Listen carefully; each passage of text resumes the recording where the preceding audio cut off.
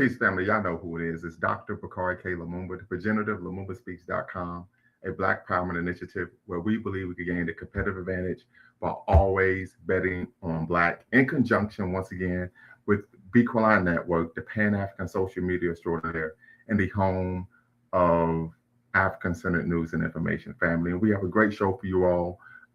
We're going to be interviewing the business bully. I like to call him the Broad Street bully, of course, Dave Anderson. Before we get started, family, just want to go over some ground rules here at, of course, Lumumba Speaks and Bequaline Network. Diversity of thought is welcome here on the platform. So irrespective of you on the left, you're on the right, or you're right down the middle. And this is a place where we can have, of course, intellectually engaging, meaningful, substantive conversations that are, of course, built towards helping us solve the issues that we face on a diurnal basis. Number two, this is a space of Black empowerment. We believe in the three N's of Black power, right? Self-respect, self-defense, and of course, self-determination. So no epithets of any kind are allowed. If someone makes an epithet or uses an epithet, that will be removed from the platform immediately. Number three, facts over feelings. We want to make sure that if someone makes a claim and you disagree, that you attack the argument, not the person. So no ad hominems, no. We believe in, of course, facts over feelings. You attack the argument of the person. And then, of course, last but not least, no fundamentally false statements. You can, for example, give your opinion on a subject matter. And a great example that I always use is you could give the opinion that LeBron James is the greatest basketball player to ever lace up a pair of gym shoes, right? However, if you were to state that LeBron James was the best player ever because Michael Jordan only won 3 scoring titles, that would be a claim that, of course, is adverse to facts. As a scholar, a reputable scholar and academic, I have to make sure that I'm not allowing my platform to be used to disseminate misinformation as it hurts my, of course, credibility. And then, of course, last but not least, our mission is neither to exonerate or vilify, but to challenge conventional wisdom and re-examine what has been previously accepted as fact. So before I bring him on, read his bio. Dave Anderson is a 22-time best-selling author, college professor, business strategist, keynote speaker, media entrepreneur, and nationally recognized thought leader known as the business bully. For more than 3 decades, he has worked at the intersection of business development, technology, media, culture, politics, and economic empowerment. Anderson began his professional speaking career in 1991 and has advised entrepreneurs, executives, and media personalities, authors, organizations, and emerging leaders on business growth, branding, monetization, digital strategy, and institutional power. As a professor, he has taught entrepreneurship, artificial intelligence, digital media, business strategy, and content development. A digital media innovator, Anderson launched HitMeOnTheHip.com in the early 2000s, one of the earliest mobile alerts and audio content services. He later created The Black World Today, an early on-demand audio platform, and founded Business Bully TV. Anderson is the author of numerous books examining entrepreneurship, leadership, politics, culture, and Black economic empowerment, including The Real Black Agenda, Politically Conservative, Culturally Pro-Black, and Intellectually Independent. His work emphasizes foundational Black American identity, lineage-based reparations, economic ownership, political accountability, self-determination, and measurable institutional results. In addition to his academic and business work, Anderson is an experienced broadcaster, podcast host, comedian, and theologian. His commentary and interviews have generated millions of views across digital platforms. Dave Anderson approaches public discourse as an educator, entrepreneur, researcher, author, and builder with more than 30 years of professional experience and a documented history of creating business platforms and intellectual property and strategies. You can find him on Instagram at The Business Bully. Mr. Anderson, how are you doing today? I mean, you can call me professor. We're being intellectual today. Dr. Lumumba, I don't have any interesting complaints. Thank you so much for having me. I'm very excited to speak with you. How are you, sir? I'm doing quite all right. It's been a long day, but I'm handling my BI. So listen, that's what we do. We're gonna hold it down. In the great state of Ohio. He's in Philadelphia. Some people call it Philadelphia, Pennsylvania. But hey, we're gonna hold it down. I know, right? 215. But we're gonna get started. I just said it's going to be a bit of an interview. Also, it's going to be a bit of a conversation. And then at the end, family, the link is in the description. I'll put the link in the chat. You can tap in and be part of the convo. Make sure that you follow the ground rules here at Lumumba Speaks and Bequaline Network. So first question is, what is your ethnicity? Oh, I'm a foundational Black American. That's my ethnicity and my historical lineage. I'm sure you know this. My people were formed in the United States through centuries of slavery, Reconstruction, Jim Crow, segregation, Great Migration, cultural creation, institution building, military service, political struggle, and resistance. For me, FBA people are not genetically or culturally uniform. We're an ethnogenic American population shaped by varying degrees of African, European, Indigenous American, and other ancestry. But ancestry is not the same thing as ethnicity. I don't identify as Nigerian, Ghanaian, Jamaican, Kenyan, or Haitian, or any other modern nationality to which I do not belong. Those people have the right to name themselves specifically. So do I. What is your political ideology? Oh, great question. And this is always the one that really trips people out, Bakari. Can I call you Bakari? Is that okay? Sure. Oh, listen, just want to make sure. I'm politically conservative. I'm culturally pro-foundational Black American. I'm very constitutionally grounded and intellectually independent. As far as my beliefs politically go, I'm big on ownership, family, entrepreneurship, educational excellence, religious freedom, free speech, self-defense, personal responsibility, limited government, and very strong institutions. But that doesn't mean just because I want limited government that the government shouldn't still be accountable. So for the way I look at it, when government creates what I would call a legally documented injury, the government has an obligation to repair it. So I don't belong to any political party emotionally. I focus on policies, whether they produce ownership, safety, stability, opportunity, and measurable power for my people. I'm very clear when I say this. I'm a conservative. I'm not a Republican. Republicans don't own conservatism. Democrats in and of themselves don't own Black people. And I know that's controversial for some people, but I neither rent party space for anybody in my conscience. Very good. You said that you're a college professor. Where do you teach? Temple University. I'm on leave right now, but I teach marketing, social media marketing, digital branding, and broadcasting and PR communications. And of course, some are AI. You tenure track or adjunct? Oh, I'm adjunct because Temple decided to remove the tenure track plan. So that in and of itself has been a sticking point, which why a lot of professors have, organized strikes and things of that nature. Me personally, man, and the one thing that I'm very proud of is I went to that school and made change. We were able to build up a Black student union. I am the founder of Temple University's radio station, which is called WHIP, which stands for We Have Infinite Potential. I sat outside of the late Peter Leocoris' office for hours until he would see me, because I'm paying all this tuition. You put a whole bunch of old white people in at the jazz radio station, and I can't get my hands on equipment. Something's going to have to change. And so he gave me a budget and a room in what was called the SAC, which is the Student Activity Center. And now that is the dominant radio station on Temple University's campus almost 3 decades later. For me, I'm also lucky to be one of the only professors at Temple University with a complete 5-star rating on Rate My Professor. I love working with young people and showing them the possibilities, because a lot of education, at least this is the thing that tripped me out. I would fight with the administration on this, and I'm sure you can relate as an educator. They would say, Dave, you're doing a great job and everybody loves you, but you're teaching them how to build an agency. We need you to teach them how to work at one. I'm not really with that. I think one of the strongest things we can do as Black people is be able to own something and operate something. And we rob our children, specifically Black children, when we tell them things like, what do you want to be when you grow up? I started my career at 9. So I'm not going to waste or tell a child to waste the first 2 decades of their life by waiting until they're so-called grown in order to be successful or be in their career path. What are your views on the term African American? I hate it. Why? Charlize Theron is African American. Elon Musk is African American. The the Democratic Socialist Zoran Mandami of New York is African American.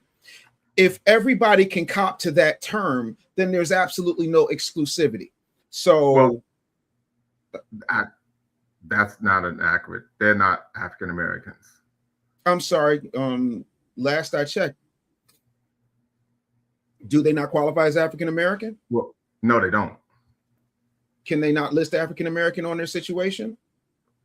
African American is a term used for individuals who are descendants of U.S. chattel enslavement. The term African American is used because African Americans can't identify a particular nation state as their geopolitical place of origin. Okay. So if you are able to, if you have a, so you talk about the white female actress from South Africa, she'll be what, South African American, or you talk about the current mayor of New York. I forget what country he's actually Zoran from. Mamdani. Yes, right. Just like the person would be a Jamaican American, or Haitian American, or Moroccan American.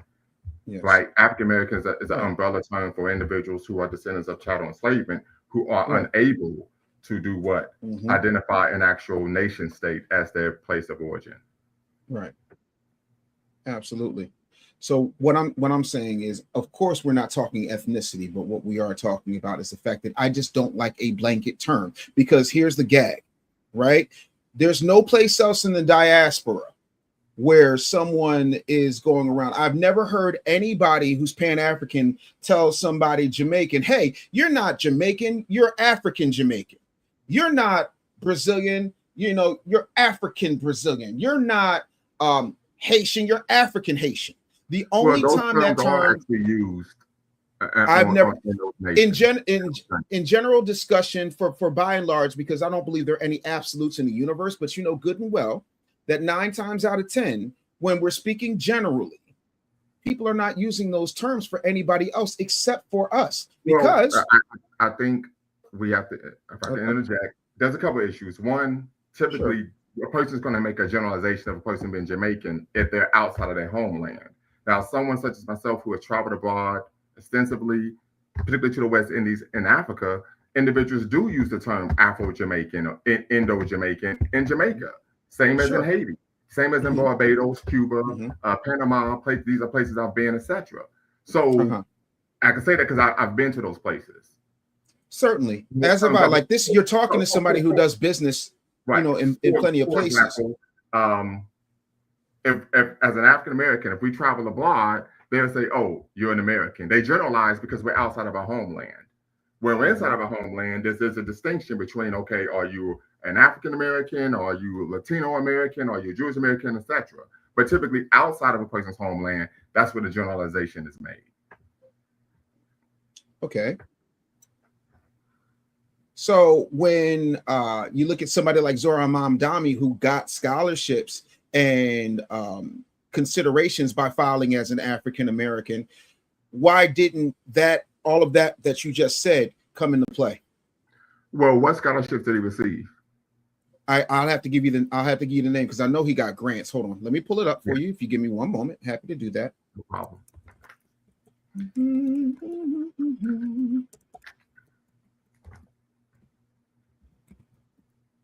Hold on 1 second. How's the weather in Ohio? That's cool. Yeah, it's been kind of rainy here. Yeah, it's been humid, but it's all good. Listen, and that's the thing, man. Like my mom, she moved to Arizona. My brother and I found out, God rest my brother's soul, but my brother and I found out that my parents would take vacations without us. In one particular vacation, they wound up going to this place called Gold Canyon, Arizona. My dad died in 2005. And it's a situation where my mom and dad decided they were going to retire out there. My dad, of course, passed in 2005, but my mom has been out there for, I would say, like the past 14 years, and she loves it because it's hotter, but it's a dry heat, so it affects you. Yeah. So I used to live in California, so I don't where it's much better because when you walk outside, you're not sweating. Because you walk outside, you're sweating, but out there you don't. So real quick, I see someone saying Bakari is lying in bad faith. I'm not. I could give an example. When I was a graduate student at Ohio University, there was a multicultural center on campus. The director's last name, I forget her first name, but her last name was Winsome. So she'd always say, you win some, you lose some. She was from Jamaica, and she would always tell me I'm Afro-Jamaican. And she would tell me that in Jamaica, there's a distinction between Afro-Jamaicans, Indo-Jamaicans, etc. So this isn't subterfuge that I'm engaging in. This is maybe anecdotal, but from being in these places, this has been my experience. But okay, so let me get back to the question, because I don't want to I don't want to interrupt, because again, I'm always one to call balls. I'm not Jamaican. If somebody asks, is he Jamaican? No, I'm not. Go right ahead. I apologize. I misspoke. What I meant to say was that Zoran Mamdani claimed the Black or African American category on his Columbia application. Okay, yes. That's why it's problematic, because of that. They do those little loophole type situations, and then what winds up happening is people who can get those spots don't get those spots. I'll give you another example. Are you familiar with the actress Mindy Kaling? No. Mindy Kaling, she is a comedian. She's South Indian the same way Kamala Harris is South Indian, right? Her brother went and he wrote an entire book on it. It's on CNN. You can check it out yourself. He wrote an entire book. He shaved his head because he's melanated. Oh, yes, I saw that. Yes, I saw that. And so I'm just, for the sake of your audience who might not know the story. He did it to medical school. Yes, he was. Yeah, and you know what he checked? Do you know what he checked off on those applications? Black. Checked off African American. Well, here's the thing. As someone who works in higher ed, that's two of us. Applications typically say Black or African American. Right. And one is they're not Black at all. Correct. Neither of them. So the issue there is the institution. Mm-hmm. And I can say this as someone who's been the director of the Black Culture Center at a predominantly white institution, who's been on the committee for, of course, scholarships, right? And we put on there, you must be Black or of African descent. So that's an issue where, yes, her brother, I remember that. It was all over the media when he shaved his head to try to look like a Black person. And took an opportunity from people who, I don't know what your lineage is, but he took an opportunity from foundational Black Americans. I'm an African American. But that was an issue where the institute, that's an issue for the institution. Like, hey, what are you doing here? You're supposed to fact check these individuals. I agree. But again, if there were specific delineations like everybody else delineates, that would not have been able to have happened. The fact that you were able to step up and make sure that what did you call it? The multicultural, what kind of center was it? Yeah, at Howard University is a multicultural center. Yeah. I've given Howard University hundreds of thousands of dollars. My oldest went there. Ohio University.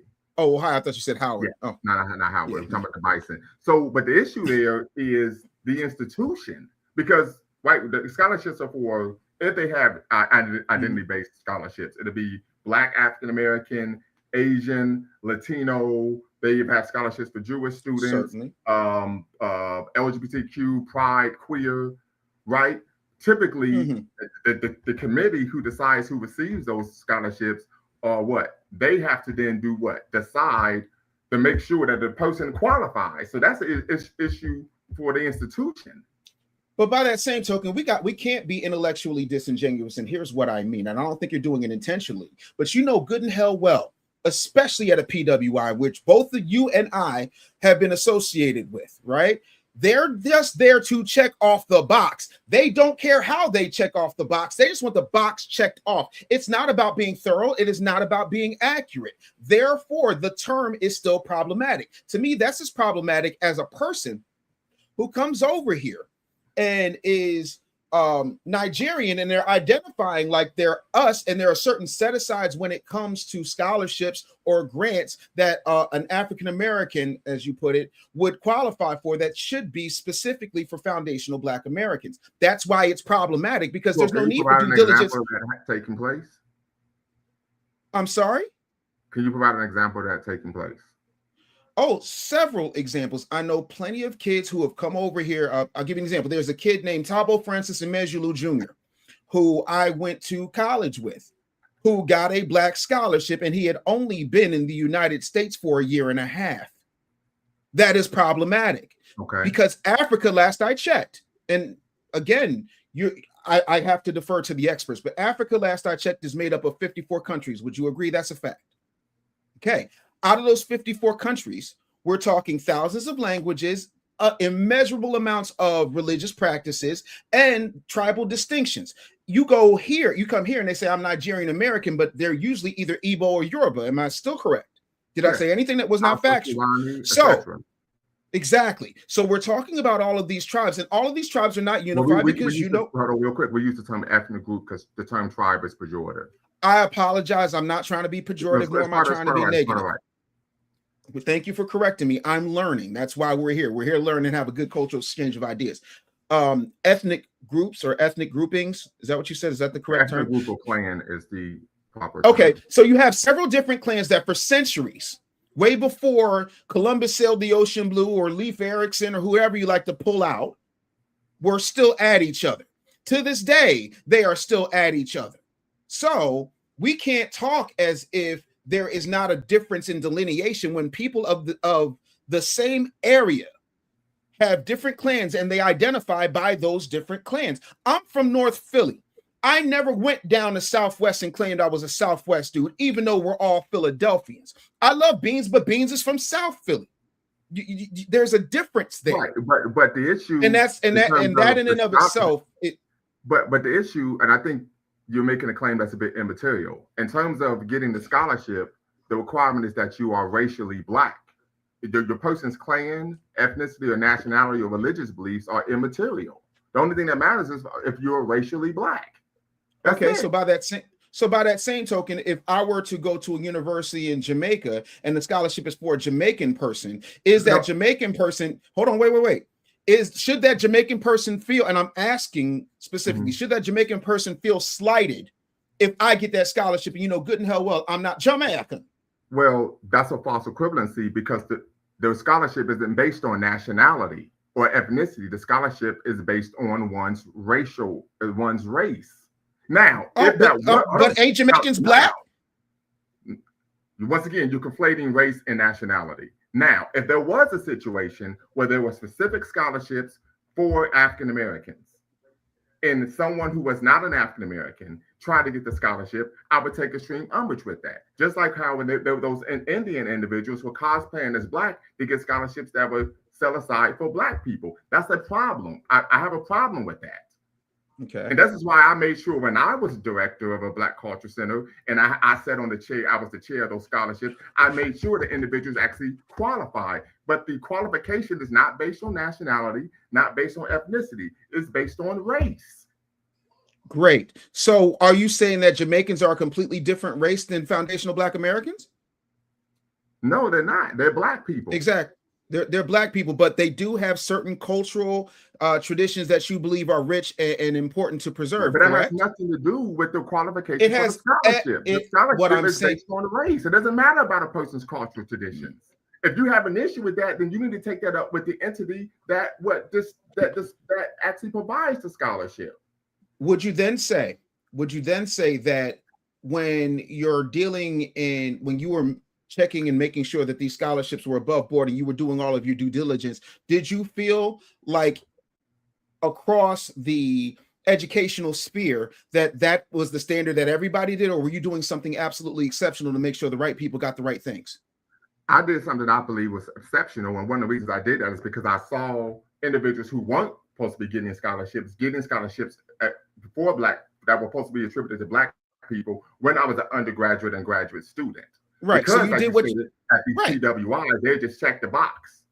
Exactly. So that's the whole point. A big thing that they would do was, and I saw this when I was an undergrad, the scholarship would be for Black students. And then you would get maybe a dean or a new AVP that would come in and rewrite the scholarship to say minority. Mm-hmm. Trick bag.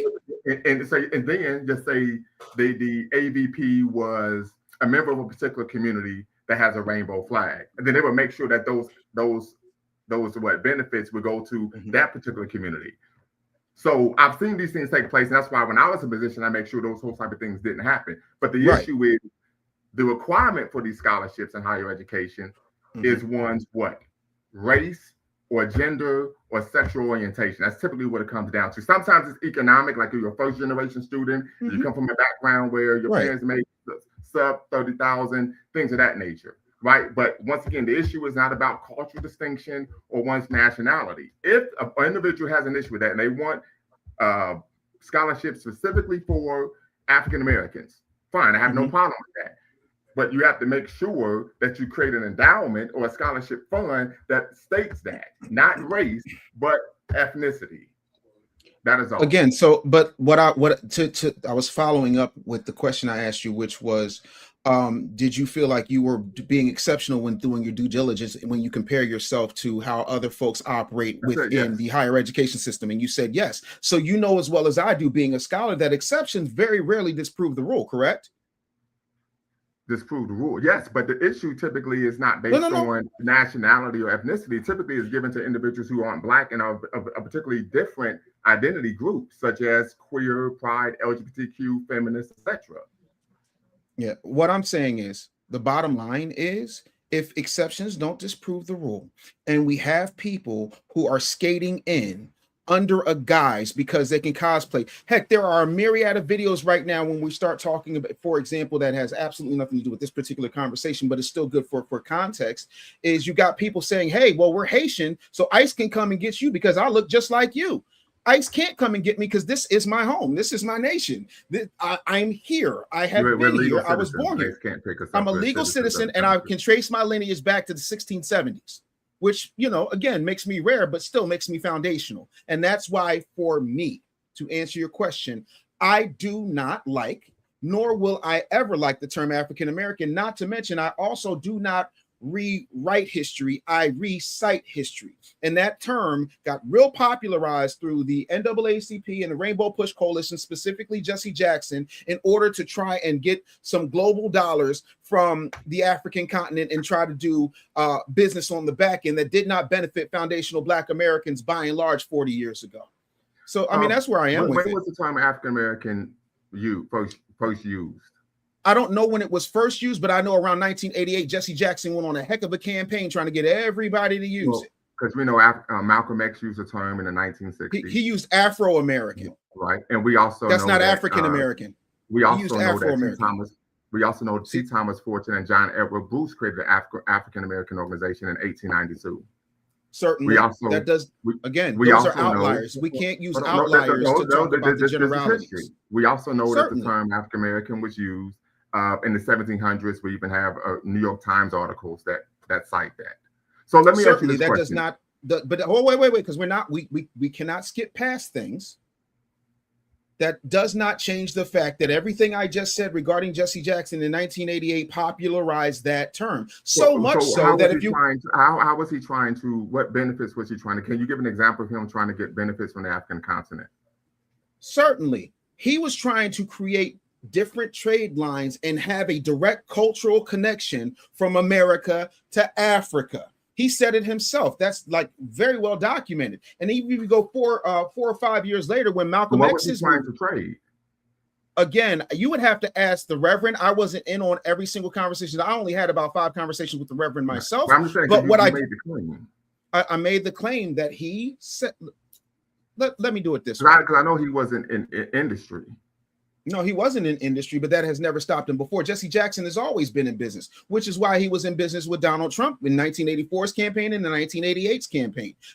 Jesse Jackson has always been a businessman. One of the biggest business models of the Rainbow Push Coalition is when something happens that disparages what he called African Americans, he would then try to bring threats to a company in order to say, I'm going to expose you, or you're going to cut a check, or we're going to sue you, and we're going to leverage the media. That was his business model, and he got paid in order to do that. True. So to say he's not in an industry, he was in one of the biggest industries that is still thriving today. Because wait, I got to be able. Wait. I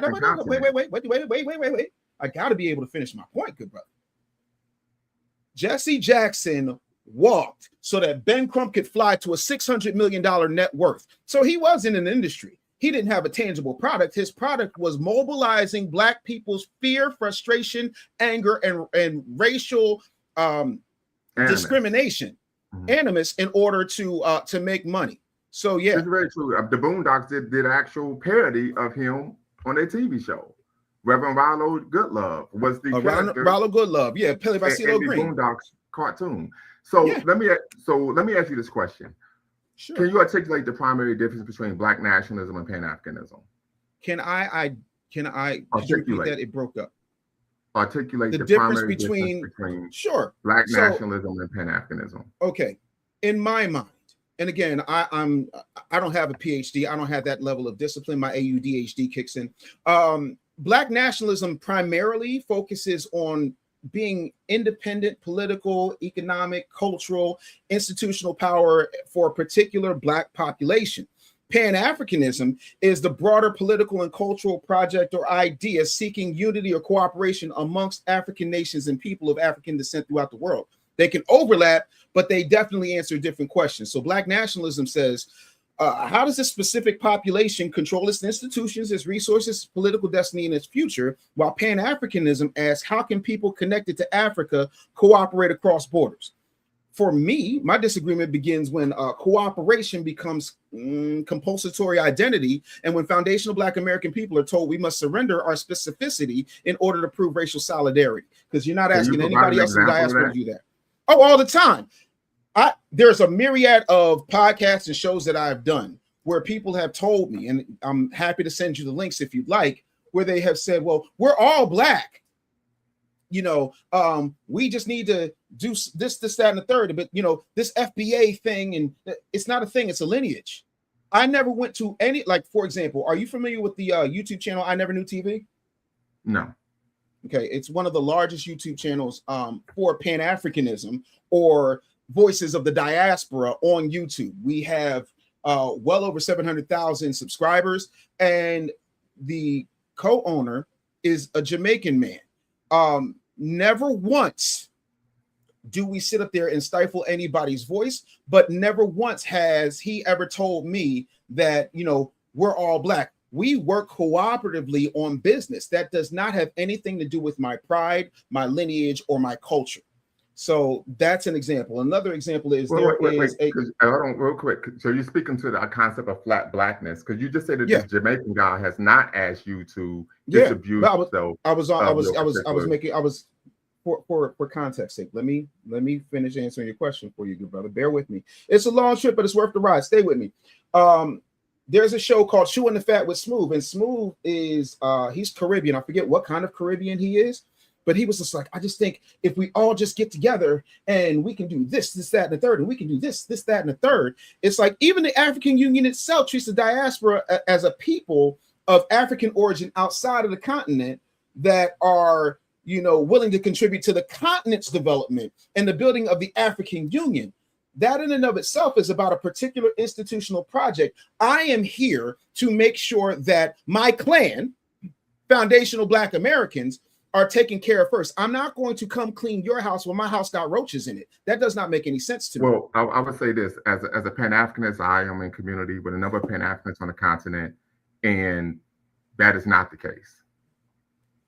Then what is the case? And we're going to get to this later in the conversation, sure. But I have what people would call receipts to show that of course, is adverse to facts. There may be some individuals who may think that way. We do know that the African Union has the sixth region of the African Union where individuals can return home if they so choose, but it's not limited to that. Do you think the FBA movement has provided clarity or confusion in the African American community regarding one's identity? Okay, a few things. Number one, let me be clear. If you're talking about foundational Black Americans, grassroots call for delineation, that's one thing, but this is not a movement. We're not the Black Panthers. We're not Black Lives Matter. I didn't say movement. I just said no, I didn't say you did, but I'm trying to define what you mean as far as that. I'm a little confused. Clarity or confusion regarding one's identity. Okay. No, I'm really clear on my identity. I'm a foundational Black American, period, point blank. So I'll give you an example, right? So on my on my mother's side of the family, I can trace back to the very peanut farm / plantation that my grandfather's grandfather was a slave on, that my grandfather's father was a sharecropper on, that my grandfather actually wound up working with my great uncle, Uncle Luther, and owned that peanut farm for quite some time. That is that side of the family. On the Anderson side of the family, the majority of the Andersons were not enslaved. So there are some of us who are descended from slaves, and there's some of us who are not. Just that for me is what that is. And so I think that we got to be very clear on how our choosing to delineate based on our ethnicity, our lineage, and the fact that this is our homeland, and it's much older than, let's just say, Nigeria, right? Does not in any way, shape, or form confuse anybody who understands what we're doing. It only seems to confuse people who want to benefit from cosplaying as foundational Black Americans. Interesting. I'm not following there. How does it confuse individuals that you allege are seeking to cosplay as African Americans? It's not alleged. You can go up and down TikTok. There are countless, hundreds of thousands of clips of people saying that. When you ask them a question, oh, I'm Black American, and then you say, where are your people from? Oh, well, my mom's from Haiti and my dad's from Trinidad. You're not a foundational Black American. But again, they didn't state that they were foundational Black Americans. Brother, the second issue, hold on. The second issue is we tend to find individuals when they're second, third generation, right? They begin to identify by race and, of course, nationality. A great example of that would be Biggie Smalls. His mother was Jamaican. Certainly. And you know what his mother said? You know what his mother said? Because I knew Miss Valletta personally. His mother said, I did not want Christopher messing with that damn Black music. He could have been the next Jimmy Cliff if he could sing a little bit better, but I like his voice the way it is. She made sure that she wanted her son, and she was very clear about it, that she wanted her son to delineate and not integrate with foundational Black Americans. But Big became a product of hold on. Did she say that, or did she say she didn't want him getting involved in the hip hop music industry? She wanted him to be a good Jamaican boy and get a good job in trade. She didn't use the term delineate, but I spoke to the woman. Like it's a world of difference between just hearing something or watching a movie versus being there. You're talking about somebody who's been in the industry since the Reagan administration. So we can talk about how we feel, or we can talk about what I know. And what I know is I'm not saying that. When I said we, I didn't say Lumumba specifically, good brother. What I'm saying is, as a person who was there, same thing with Busta Rhymes. Busta Rhymes is in the same boat. You absolutely Jamaican, proud to be a Jamaican, and he said his father told him it was the dumbest thing he could ever do. So again, dumbest thing he could ever do as what? To rap, to be involved with us. Most parents feel that way. No.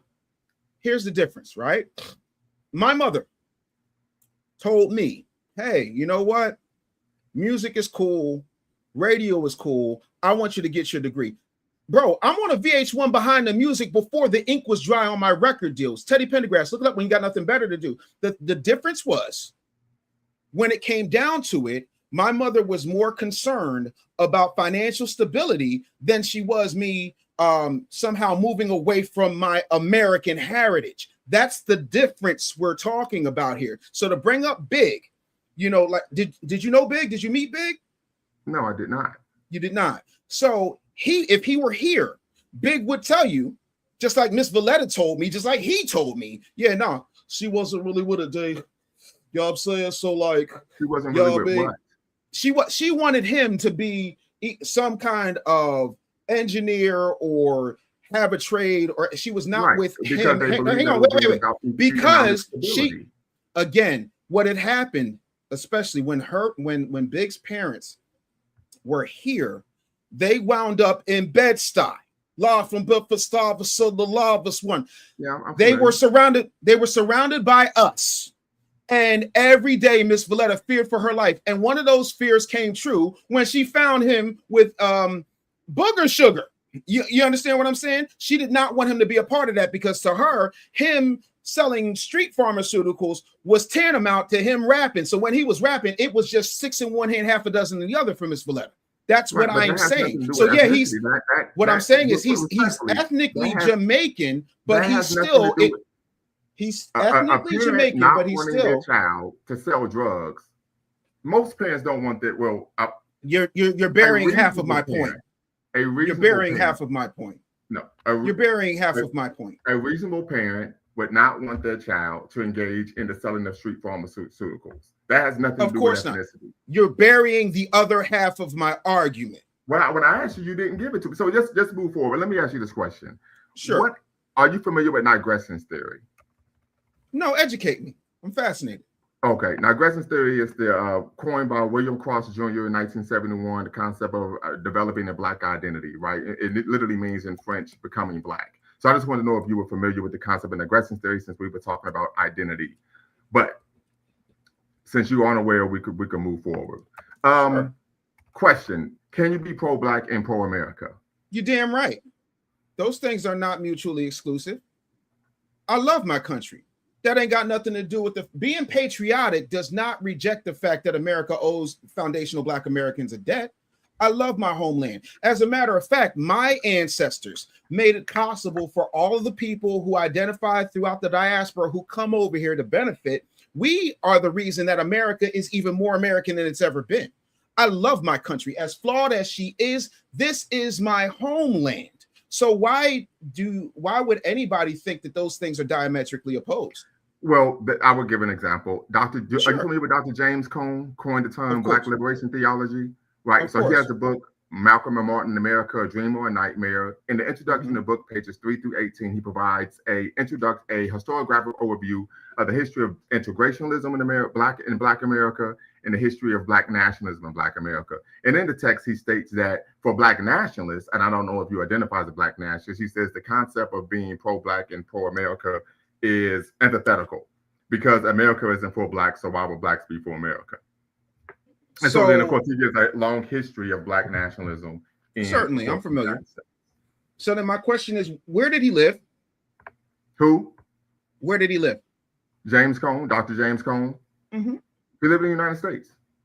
So if it was that bad, and we're talking about a person, we're not talking about somebody who's covering a manhole with a 40 ounce in a brown paper bag asking for change. If it was that bad, he had the means and the resources. Why didn't he leave?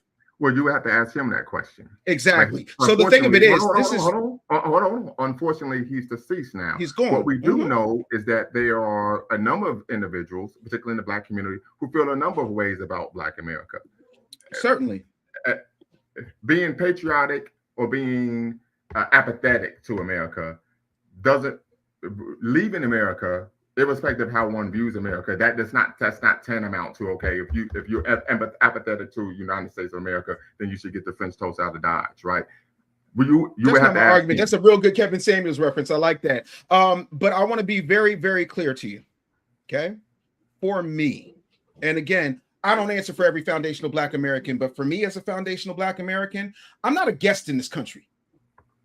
My ancestors helped create its wealth, its culture, its military power, helped make it a superpower damn near overnight, helped with its democratic expansion, its music, its language, its labor, its movements, its religious expression, and the constitutional development. I point you to the 13th, 14th, and 15th Amendment. Loving America does not mean pretending America has always loved us correctly. I still want my country to fulfill the promises it said in the Constitution, which wasn't written for me, but we all, you included, benefit from that Constitution and the fact that it is a living, breathing document. So that even if you don't like everything about America, and God knows I don't like everything about America, I have the right to say I don't like everything about America, and I also have the opportunity to do everything in my power to change it. I want and are completely on board with making sure the United States fulfills its promises, honors all of its obligations, and repair what its government deliberately did to damage my people. That's not anti-American. That's demanding institutional integrity. Well, most individuals argue that if you take the position, you are being anti-American, but we know those individuals are white nationalists. Again, white nationalists aren't my concern because they've always been amongst us. The same way Jesus said the poor will always be.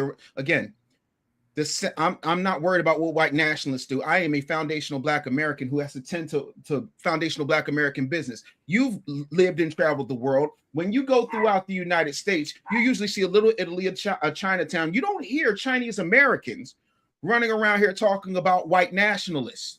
They're focused on them. I'm focused on my people. I have. Okay.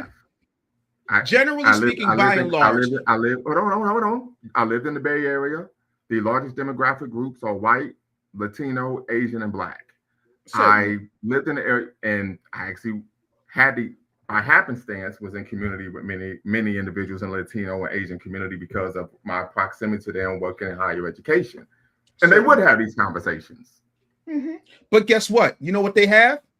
A Chinatown, because they're focused on them first. That is the only argument I'm making. And you know where they're doing it? Here in the United States. You know why they're doing it? Because of the Constitution of the United States. You know why they're doing it? Because of the 13th, 14th, and 15th Amendment. You know why they're doing it? Because they understand the importance of making sure they take care of their business first before worrying about the white nationalists. Yes, it's a problem. Well, actually, what we tend to find is they do both. They address internal issues. You're saying the same thing. Issues as well. You're saying. Well, no, you said they do. You said they do one and don't worry about the other. That's not what I said. I said they do it. No. What I said was they put their people first, and they're not worried about that primarily. Let me be clear. No. I never claimed that they were worried about that primarily.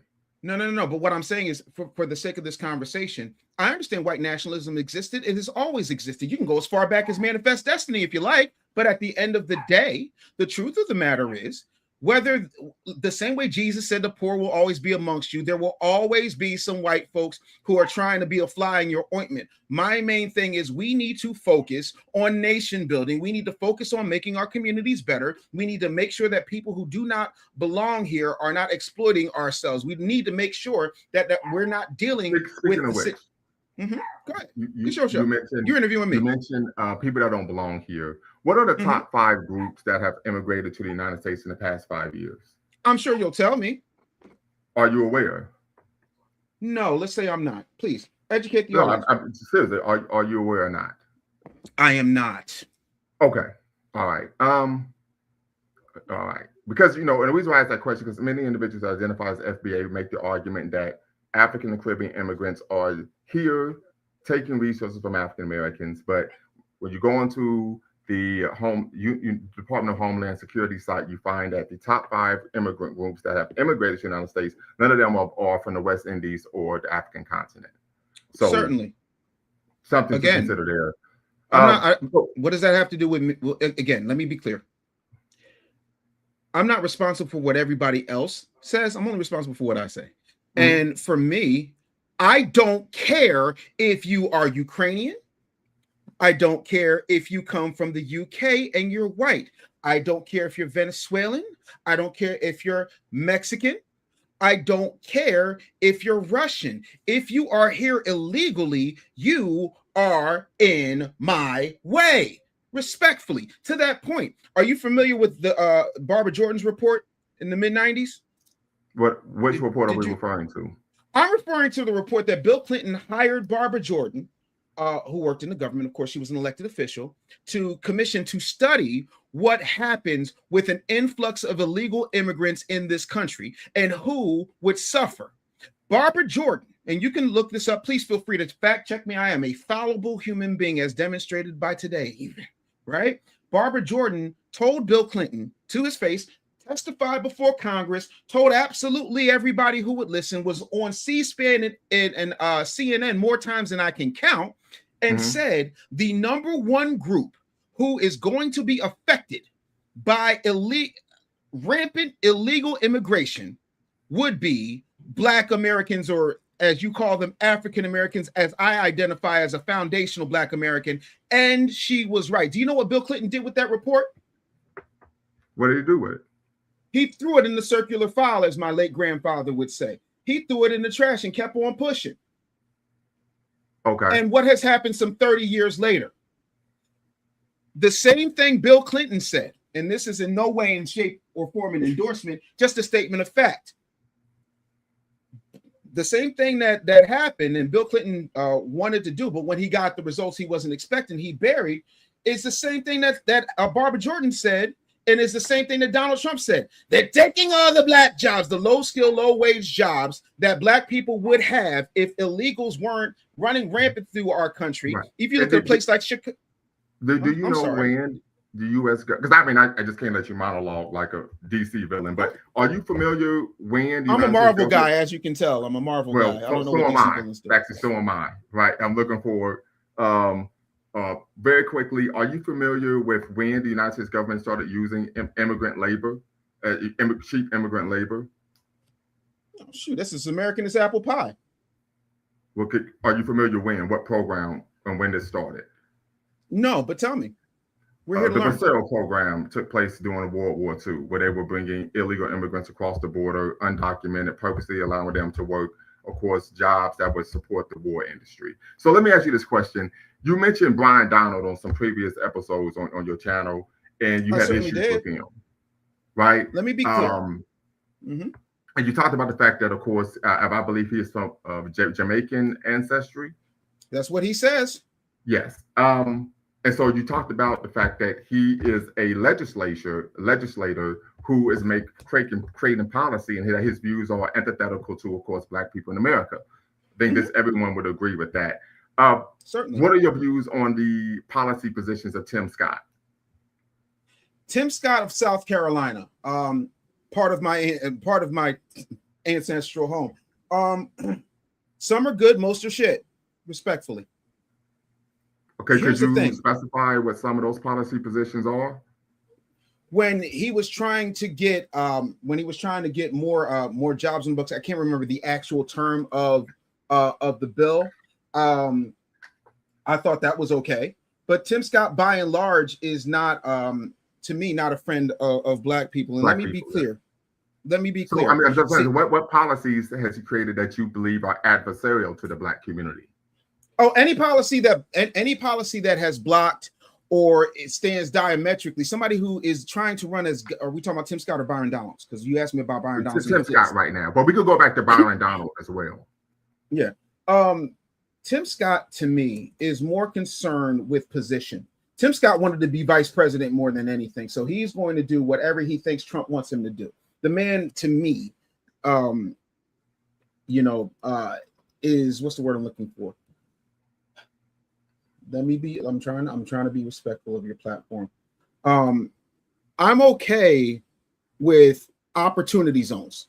I'm a businessman. I'm an entrepreneur. I have several businesses I have interest in. For example, I'm streaming on one of my businesses right now. It's called Jaro Go. It is an app that is used so that Black people, it's a foundationally Black American owned app, and we do global business. And so we have it so that we don't have to do the things that we have to rely on YouTube for. Like I have to use words like unalived or S8 or all that. I don't have to do that on Jaro Go. So anything that's going to allow economic opportunity, I'm good with. Opportunity zones are good. The things about like the Road to Housing Act, which was bipartisan, I thought was good. I'm asking specifically about policies that he has taken that are detrimental to the Black community. Policy positions that are detrimental. Okay. Byron Donald or Tim Scott. Well, with Tim Scott, again, the school choice trick bag is problematic for me. And I'll tell you why. Because the people who can afford to put their kids in a school choice type of situation where they get vouchers, they don't need the vouchers in the first place. And the people who do don't either have the transportation or the financial means in order to do it. So while it sounds good on paper, in practice, it's hard to go. Both Tim Scott and Byron Donalds are big on that. Also, so you say financial means to do what? To get their kids. So for example, right, a lot of these folks who have these school choice situations, it's either busing, but busing has been cut tremendously, especially like here in Pennsylvania, and we're under a Democrat. But getting kids to schools that are safer or better equipped than neighborhood higher achieving. Yes, it's problematic. It sounds good on paper because when you look at the amount of money, and I'm the son, brother, and son, grandson, and father of teachers, being a teacher myself, but I didn't teach in K through 12. I taught them college level. You see the financial disparities that happen, but every kid in Pennsylvania, you're looking at about $30,000 per annum per kid in school, but that money doesn't reflect. I went to the worst high school in America statistically, Martin Luther King High School. I write about it. Have you read my book? My latest book, anyway, The Real Black Agenda. Have you read it yet? Okay. No. In that book, I outline what happened to my school. It was literally ranked the worst school in America. We had metal detectors before damn near anybody else. We had Jamaican kids coming to school with machetes. We had foundational Black American kids coming in with semi-automatic weapons. It was a war zone. Have you ever seen the movie Lean on Me? Of course. The real Joe Clark came to the school, told us to keep on keeping on because he couldn't do nothing for us. That's how bad it was. But they still allocated, in those days, it was about 15, 20,000 per student, which is about 30K in today's money per student. But the school did not see any of that money. At least that money didn't roll down to the students. So let me ask you a question. So that's my issue with school choice, for example. To address the issue of school choice and the fact that oftentimes parents do not have the resources to get the child to a school outside of their district. We're presuming the school will be outside of their district. What would you propose in terms of policy to address that issue? I think number one, it should be based not only on whether or not they have the choice, but have the means to actually execute on that choice, right? Having somebody, for example, say, choose between syphilis and gonorrhea is a zero-sum game.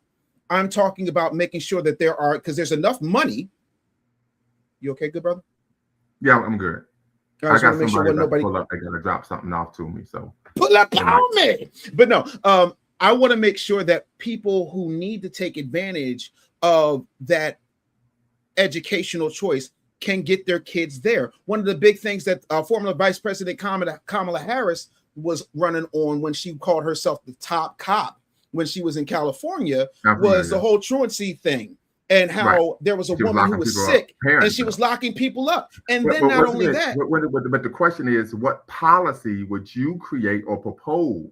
I was getting there, but I'm just saying, I'm getting there. I gotta set the table before we eat. So what I'm saying is my policy is one, make sure that there are at least some type of public transportation program or some type of shared shuttle, because with all the money they're making, that doesn't go into the coffers and become. Give me 1 second.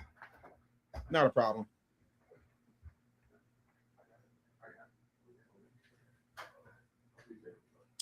Shout out to everybody in the chat. Hope you're doing well. While he's doing that, I can't pull up the super chats, but I want to read them.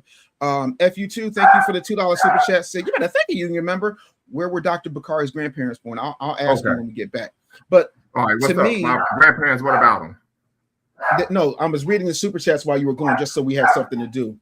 Okay. Oh, you got dogs too. My dogs be going off. Yeah. Yeah, but yeah, no. FU2 said, where were Dr. Bakari's grandparents born? The United States of America. There we go. Georgia and North Carolina, to be specific. Love that. So, getting back to your situation, transportation, right, to be provided. Like we would have back in my day, vouchers, but vouchers where they provide the funding for being able to take public trans.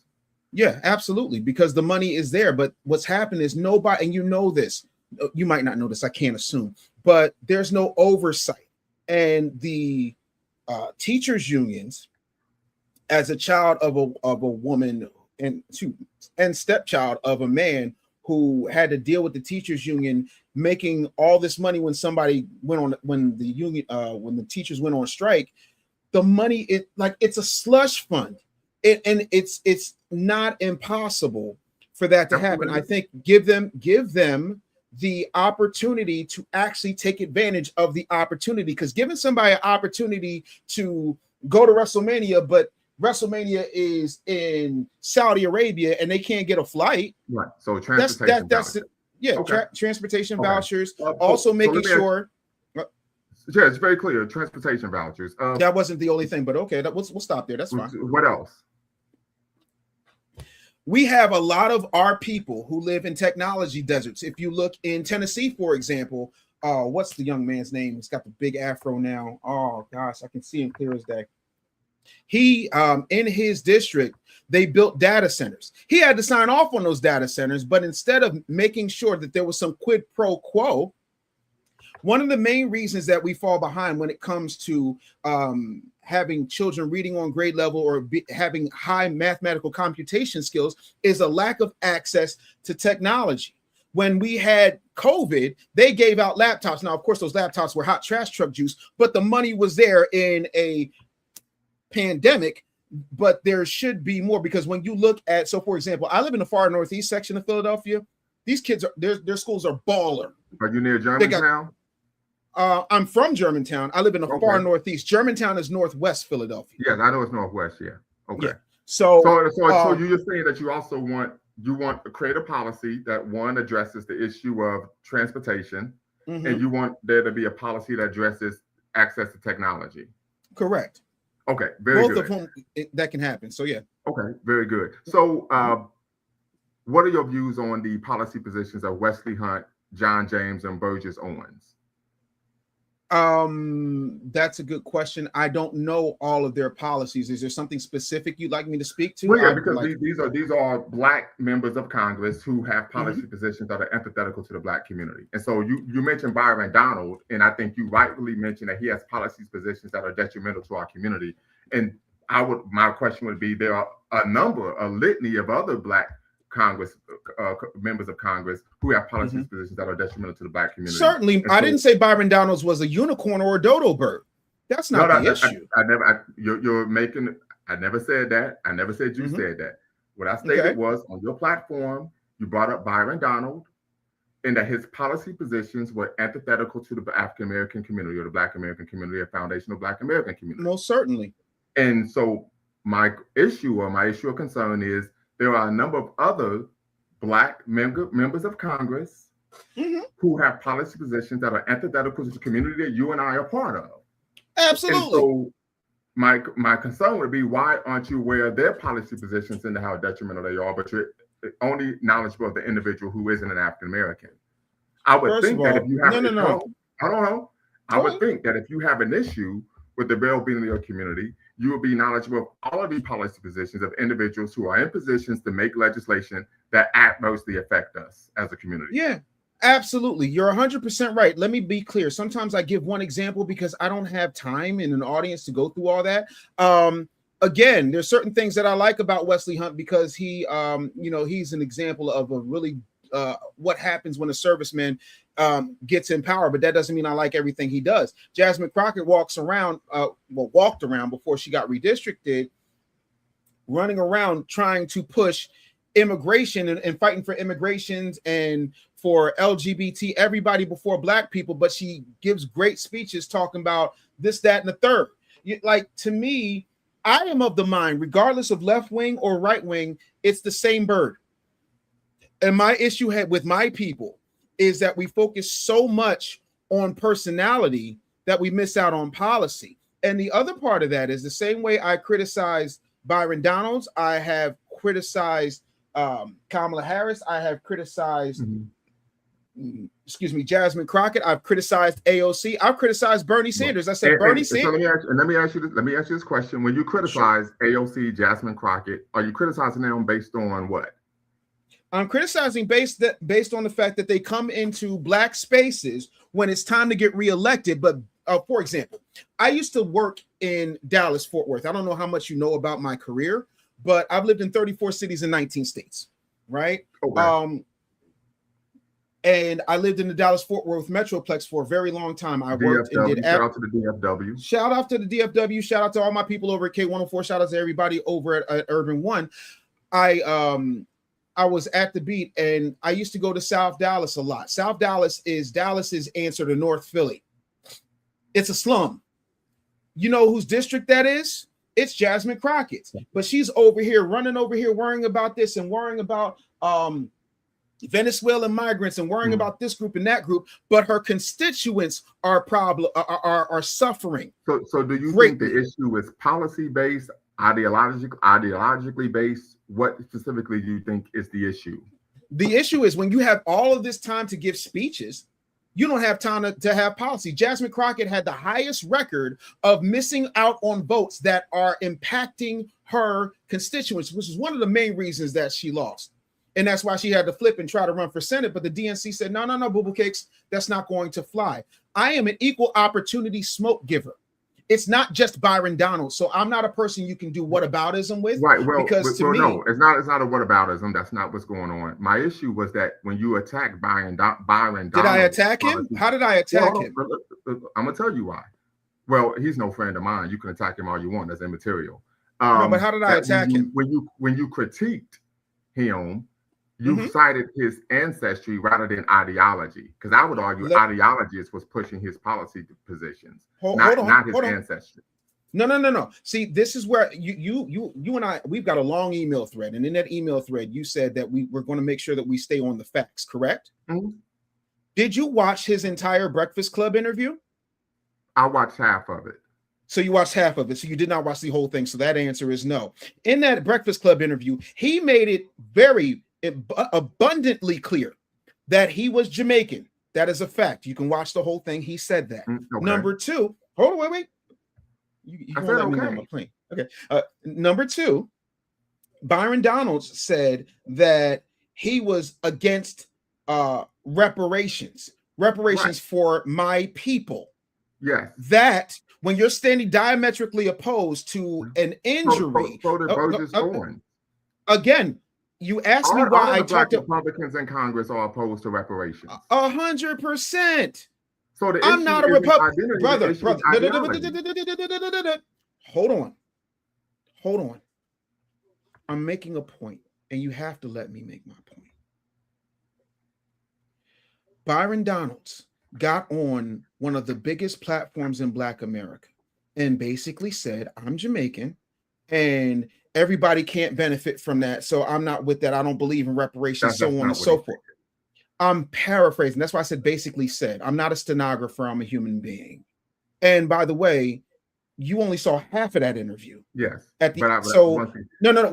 So again, let's be clear. If somebody asked me a specific question when it comes to Byron Donalds and how I felt about what he said on the Breakfast Club, I'm going to address that. I'm going to address that because that's a specific issue at that specific time. That does not mean that I have a personal gripe with him because he's Jamaican. Nothing about me is. I did no. I did not say that you did. Let me be clear. Every time I say something that does. No. I didn't say you insinuated it, did I? I'm not going to argue points I didn't say. I'm stating for the record because you and I are in front of an audience, and that audience needs to understand where I stand. And where I stand is this: there is a complete difference between saying, "Hey, I don't like what you said," based upon the way you presented it, based upon your lineage and how you can't stand to benefit from that. But that does not mean that everybody else who's against reparations is not an enemy of foundational Black American progress for reparations. Let me be clear. All of them. I don't care if you're a Republican. I'm a conservative. I'm not a Republican. What are your views on Burgess Owens' rejection of reparations? What was his rejection of reparations, to be specific? He stated that he called the reparations an impractical and a non-starter. He ordered that they promote a victim mindset rather than individual empowerment. He believed that the government shouldn't be giving handouts. The government has been giving handouts as long as the government has been the government. He didn't say that historically speaking when we're talking about Japanese internment victims. He didn't say any of that when we spent all of that money to fix Notre Dame. Last I checked, that hunchback was not an American. Every time I turn around. So that's neither here nor there. I'm against anybody who is against reparations. Burgess Owens' rejection of reparations is based on what? He thinks it's a handout. He thinks it's welfare. And it's based on his political ideology. Certainly. And okay. So I don't care whether it's your ideology, whether it's Santa Claus, whether it's the man on the moon, or it's little teeny tiny Ewoks on Tatooine. Can you tell me the difference between? Can you differentiate between the term organic and inorganic Black conservative? Do you know the difference? I do not. Why don't you educate me? Okay, that's quite all right. No. Wait. This is a place where we're trying to learn. Don't just bring up something and then just move on. Well, Take the time to educate me. Once again, I want to know. I'm asking you. Well, so let me know. Organic Black conservative is someone who organically internally believes that conservative values will benefit the Black community socially, politically, economically.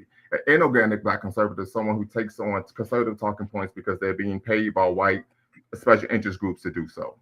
And the point was, what made you want to ask? I wanted to know if you were familiar with the. Well, let me put it to you this way. I'm very organic. Now, if you can find somebody who paid me for my beliefs, I would love to see that check. I wanted to know. Then why did you bring it up? Then why did you bring it up? Nobody just randomly asked a question. You have a PhD, bro. Come on. I just told you because I wanted to know if you were familiar with the term. Just like I asked you, were you familiar with the term digressions theory? Right. Okay. I wanted to know if you were familiar with the concept. No, I wasn't familiar with the concept. Okay. Can you define the term diaspora? like I thought the diaspora was basically a grouping of people who surround one particular ideology when it comes to oneness, because we have a shared cultural ancestry. That's not the definition of the term diaspora. Okay, diaspora, so what is the term? By definition, is a population living outside its homeland. Okay. Yeah, so that was a claim you made on your platform that was averse to facts. Let me ask you this question, and this is just some comments that you made when you was interviewing that guy on your platform, the guy from Haiti. What is this? You what guy from Haiti? I'm sorry. There's been like about 4 or 5 guys from Haiti. Can you be specific? Okay. Well, he was overweight. That's the only description. Oh, okay. I wasn't interviewing him. He came up because he told me that FBA was a cult and it's xenophobic and so on and so forth. And I had to give him an education. Okay. What is the square mileage of the city of Philadelphia? Oh, no. We're not doing that. Because I know what you're trying to do, and that's really funny. Because I've already clarified that. No. Let me go there. Because what you're going to say is on your platform, you said Haiti, Philadelphia is bigger than Haiti. And what I meant to say, because I was speaking. No, you said that they were roughly the same size. Any way you slice it, what I meant to say, and I've already clarified this on many interviews and on my platform several times, that I meant to say the state of Pennsylvania, which is much bigger than Haiti. But I was speaking passionately by somebody who kept cutting me off and telling me I was all these things that I wasn't. So I misspoke, because guess what? I know it looks like it, but there's no stigmata here, which means I don't walk on water and heal palsy children. I misspoke, and I corrected it immediately. You don't have to try to play the victim. So let me ask you this question. I'm not playing the victim at all, bro. I'm great. How are you? You mentioned on your platform, you talked about Wyclef Jean being barred from running for president. Correct. Right. And what was the reason that you gave? They said he couldn't. You said the reason why was because he wasn't born in Haiti. No, but he was born in Haiti, and again, I corrected that too. And he came here when he was 9. Okay. Yes, he sure did. Anyway, you slice it. Anyway, you slice it. They still rejected him. Right, and that is his homeland. And what was the reason? Because he didn't live there, so he couldn't do it, or something along those lines. If I'm not mistaken. Per the Constitution, you have to have 5 years of consecutive residency in the country in order to run for president. Okay. So anyway, you slice it. What I'm saying is, at least he had sense enough to try to fix his native homeland, as opposed to sit up here latching on to ours, and then talking about how everything. And this is the thing that becomes very bothersome.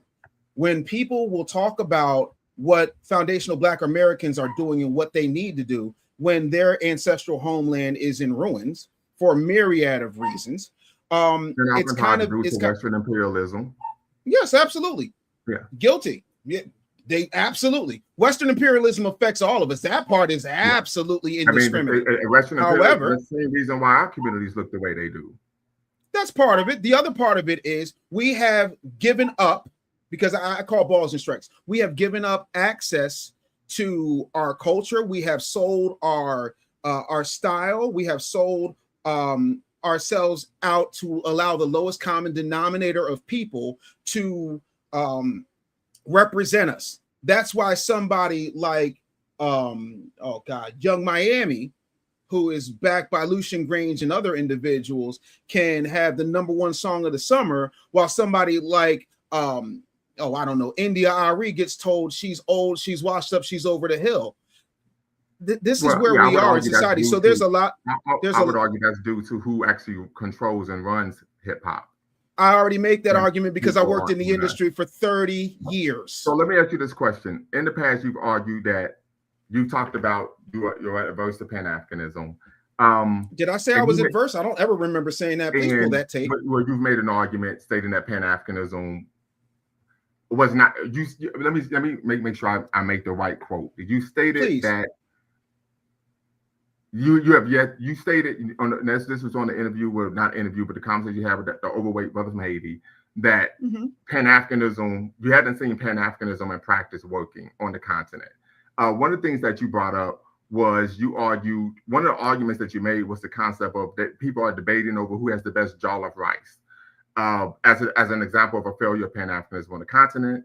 Are you serious right now? I mean, this is what you said. You do realize that I'm a humorist, and sometimes I provide levity. Joel off is something that people can understand. You can't overtalk me on my platform. We're not going to do that. Okay, go ahead. Okay.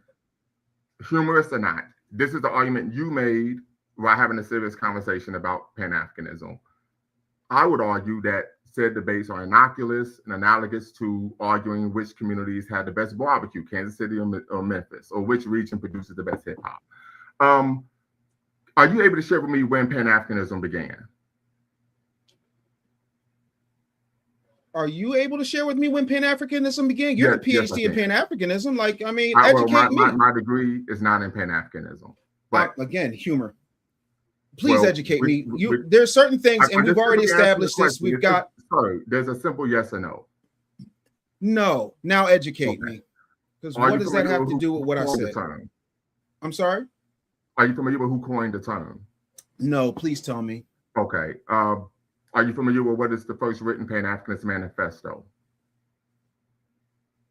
Are we just going to sit up here and play pop quiz? I'm asking you questions. You can either answer them or not. Okay, can you tell me why you're all of a sudden so hostile? I'm not hostile, sir. Your tone is completely changed. And I'm simply the answer is no. Okay, the answer is no. And the reason why I'm asking these questions is because typically when an individual is going to critique an issue, a theory, an ideology, etc., and you know this because you said that you've been a professor at Temple University. No, I didn't say it's a fact. Right. You have to. Yes, you are. It's verifiable. At Temple University, you have to show that you have a working knowledge of the subject matter before you engage in critiquing or seeking to address a gap in the literature or concepts or practices or ideas. This is why I asked the question. Mm-hmm. So is that simple?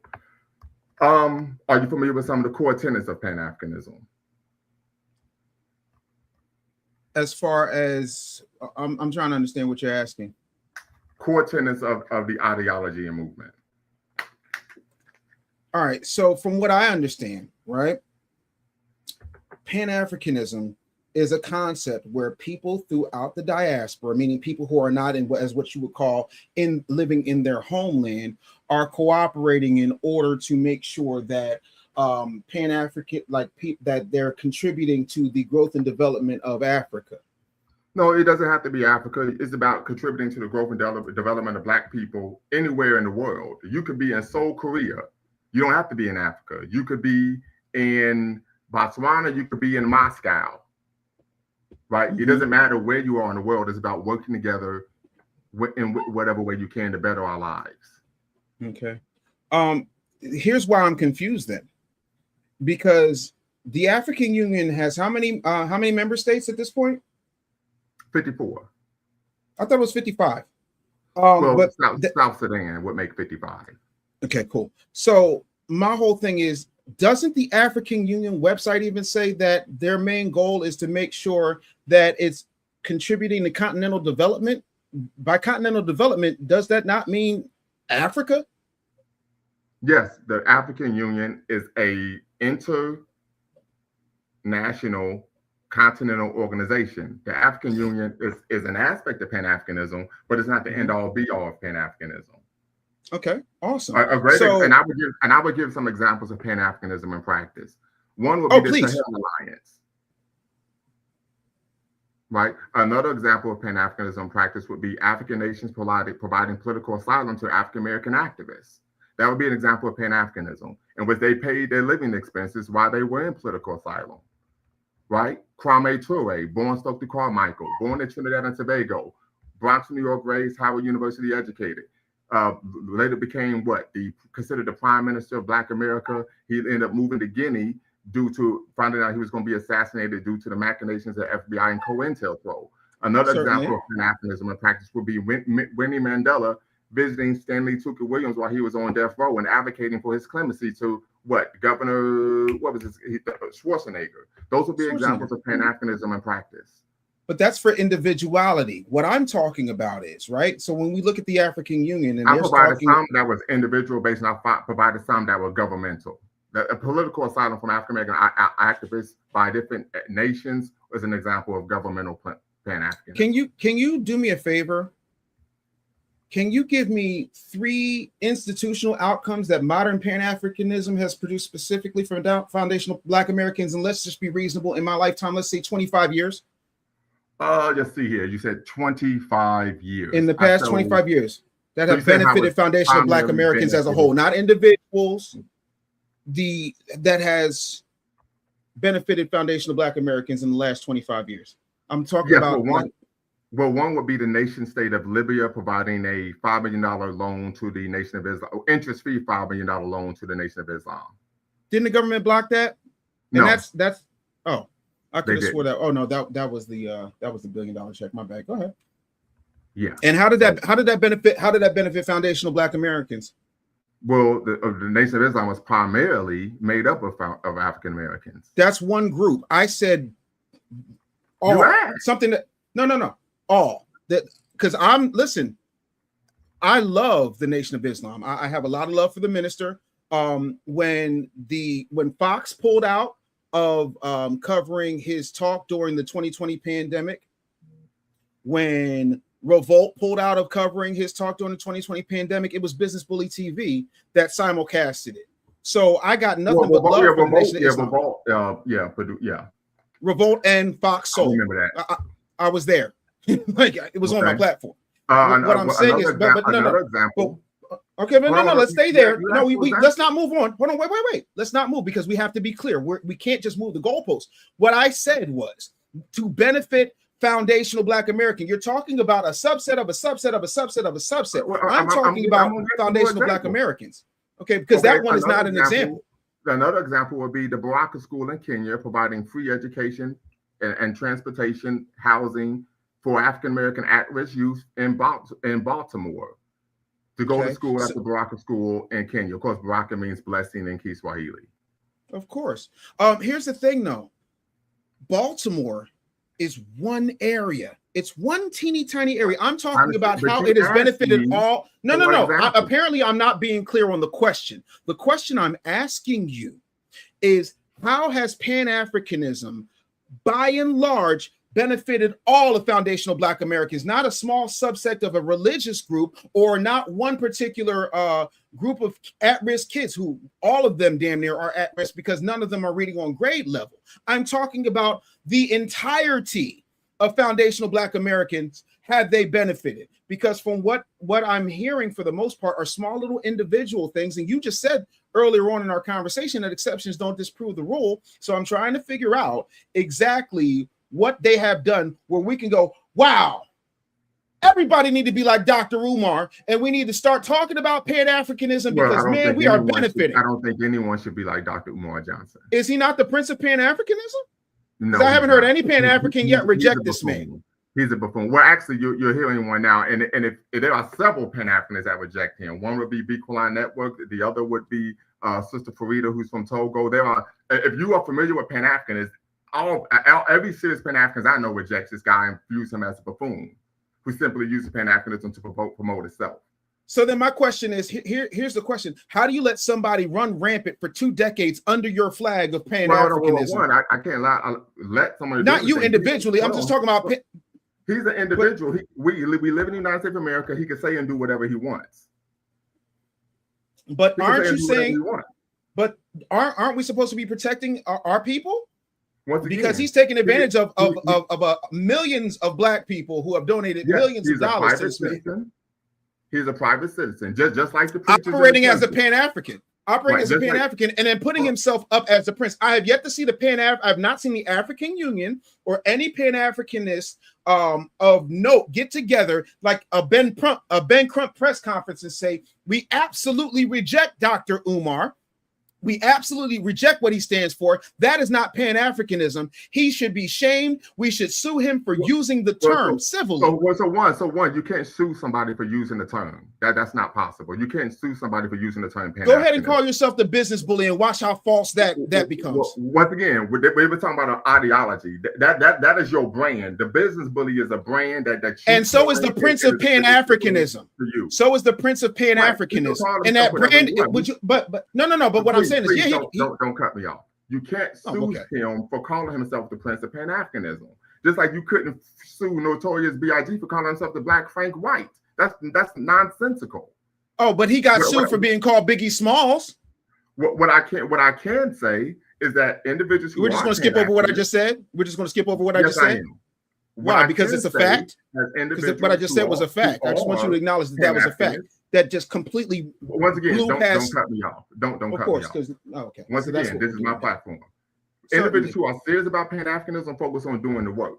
Individuals on the continent don't take Umar serious. Pan-Africans on the continent, the Caribbean, don't take him serious. I know that because I'm in community with them. We have more important things to do rather than holding a press conference about a buffoon. This is a reality. And I give you another example. There are a lot of individuals who, kind of take umbrage with Pan-Africanism. They say, well, listen, I have an issue with the fact that a lot of times, a lot of Pan-Africans, they're on this cream of the sister type thing, cream of the shea butter. They don't want to hold Black women accountable. And I said, I've seen that, but I said, I'm one that do hold our sisters accountable, right? So just because you haven't seen something doesn't mean it doesn't exist. Okay, so back to the thing, because I think we have to really make sure that we're clear on something. You said you can't sue somebody for saying something because Biggie called himself Frank White, and the thing of it is, you never met the man. But to be clear, the reason he's called do you know why he's called the Notorious Big? Please make me aware. Yeah, the reason he is called the Notorious Big is because he, Sean Combs, and Bad Boy Entertainment were sued behind the usage of the term Biggie Smalls, which was a copyrighted term from the movie Uptown Saturday Night. The same way the same way Ricky Rose is now Ricky Rose as opposed to being called Rick Ross, because he is infringing and doing damage to the reputation of Freeway Ricky Ross. So by your logic, you can be sued if in fact you are doing damage to somebody else's brand, or it's even too close. Wait. We're not cutting people off. Well, it's my platform. I can cut somebody if I want to. Oh, so but that's not fair. That's not really fair, especially when I just it's my platform, because now it's my party and you'll cry if you want to. You're making a false equivalency. No, I'm not. Right? You use the example of Biggie. You literally use the example of Biggie. The rapper Common used to be called Common Sense. He was sued because there was another group that used the term. Correct. Right? So which damaged their reputation. Yes. No one else has called himself the Prince of Pan-Africanism.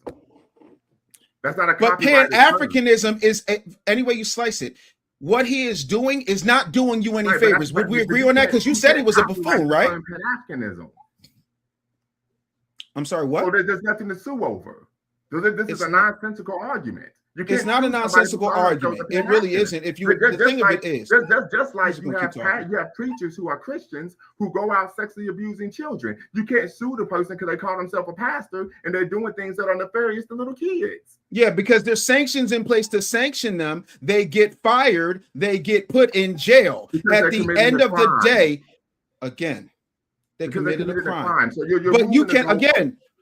No, I'm not moving the goalposts. You can sue somebody civilly. Everything I'm talking about is a civil suit. You can't sue somebody for libel or defamation for calling themselves something. Who said anything about libel or defamation? That never came out of my mouth. If we use two ears and one mouth, you can't sue them. You can sue him because what he no. It's not again. Are you? This is what I do. This is the part I do. That's why I'm called the business bully. I'm not called Dr. Bully. What can you sue the person for? You can sue them for damage to your reputation. You can sue them because I'll give you an example. There was a time. Do you know who that is, right? Who? On my wall, right there. You know who that is, right? I can't see it. Oh, that's Killmonger. Okay. That's Killmonger, right? Killmonger is a character in Black Panther. Stan Lee and Jack Kirby. Stan Lee came up with Black Panther about a year before the Black Panther started, and when the Black Panther started gaining popularity, they changed the name to Brown Leopard for a while. Google it. It's a funny thing. Whenever there's something that could damage your reputation, you can sue or you can make a change. The same thing with Captain Marvel. Captain Marvel used to be owned by DC. They call him Shazam now. It's one of the reasons that Marvel Comics is called Marvel Comics. There are plenty of instances, and I'm talking civilly. I said nothing about defamation. These things have been copyrighted. Regardless of if they're copyrighted or not. Dave Anderson isn't copyrighted, but if somebody's walking around calling themselves Dave Anderson, I've had a situation, literally, there was a guy who was talking about radio. my industry at the time and saying things that people were attributing to me. I sued him not because he committed a crime. I sued him because what he was doing was damaging my reputation. Absolutely. You said Dr. Umar is a wait. You said Dr. Umar is a buffoon. I said, how come y'all haven't publicly sanctioned him? Which you can do. Reputation, not mine. He's damaging. He's not your reputation, but he's damaging the cause of Pan-Africanism because we look at Pan-Africanism as a Philadelphian. No. But I'm not talking. I'm making damaging the cause of an ideology. That's nonsensical. Okay, so you're telling me that you cannot file a lawsuit and not expected to move forward in the court for damaging the cause of an ideology and a goal of a movement. You can't do that. That's nonsense.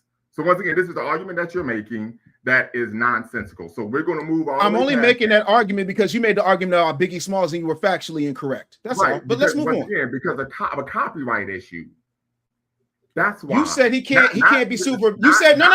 You're moving the goalposts. You said he can't be sued for calling himself the Black Frank White, and he got sued because of the Biggie Smalls because it was a copyright issue. You can't sue somebody because they're damaging the reputation of an ideology.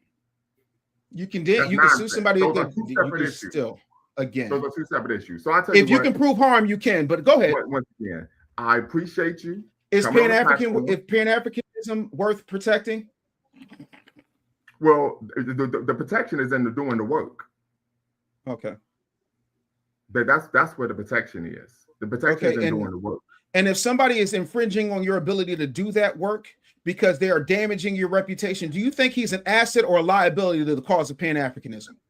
He's a liability to himself. Thank you. Not to Pan-Africanism. I said to himself, not to Pan-Africanism. Mm-hmm. And I say that, and I'm being intellectually honest. And the reason why is because nothing he said or done has inhibited me from doing the work that I do throughout the world, globally. And what is that specifically? Can you talk about what that work is and how that work has benefited foundational Black Americans wholly right now? How are we better off from that work? One of the things that I've been involved in is the West Dayton Youth Task Force. That we created a Juma Moshi Shule, which is, of course, an African-centered Saturday school to help children learn from an African-centered perspective, addressing reading, writing, and arithmetic. Of course, there's a Black history involved, and of course, we even help students intellectually in developing the ability, concentration, critical thinking by having a chess program as well. Another example, I worked with an organization in Columbus that actually had a year-long African-centered chess program for adolescents and preteens. My son and daughter were part of that program as well. Was part of actually successfully helping a political prisoner be released in Sierra Leone, right? We also have the Africana Elders Council here in Dayton, Ohio, the Cincinnati Pan-African organization, where we organize, like individuals pay dues and we're able to use that money to actually address the material needs of the Black community in Dayton and Cincinnati. One example is providing clothing and food to homeless people, the Black homeless in the Southwest Ohio area. So these are just some examples of some of the things that I'm able to do in the Black community. I even also do a Black Fit Club for free with, of course, Black people, because we know one of the biggest issues we face oftentimes is hypertension, high blood pressure, diabetes. We're addressing issues, preventative health issues, right? So focusing on health, right? So these are just some examples. I do free tutoring as well. So truly giving back to the community, irrespective of one's ethnicity or nationality or geographical place of origin. Okay. So I'm still trying to find out, when it comes to foundational Black Americans by and large, what are the outcomes that have affected all foundational Black Americans from Pan-Africanism? Well, one example would be the passing of the Civil Rights Act, Voting Rights Act, Fair Housing Act. We do know that there was documentation to show that there were African diplomats who complained vociferously at the state level to the State Department about the treatment of Black people in America. This caused was that 25? Is that within 25 years? Because can I answer the question? Because that's not 25 years. But go ahead. Answer the question. And as a result, we do know that part of the passing of these laws was due to, of course, the civil rights movement, African Americans advocating for, of course, foundational Black Americans rights. Advocating for ourselves. Yes, but we also know that there was a global aspect as well, and that would be one. I actually have a copy of the U.S. cable that was sent talking about, hey, this is causing us an issue abroad, particularly as it was during the height of the Cold War. So that would be an example as well. Or another example would be. So wait. So you're saying Pan-Africanism did that for us, or did we do that for ourselves with cooperative help? What I'm saying is that because I'm talking about what Pan-African, not a coalition, what Pan-Africanism did for foundational Black Americans in the past 25 years. By definition, Pan-Africanism has to be the cooperation of two groups working together, right? This is something that took place on both ends, internally and externally, to bring about the passing of these laws.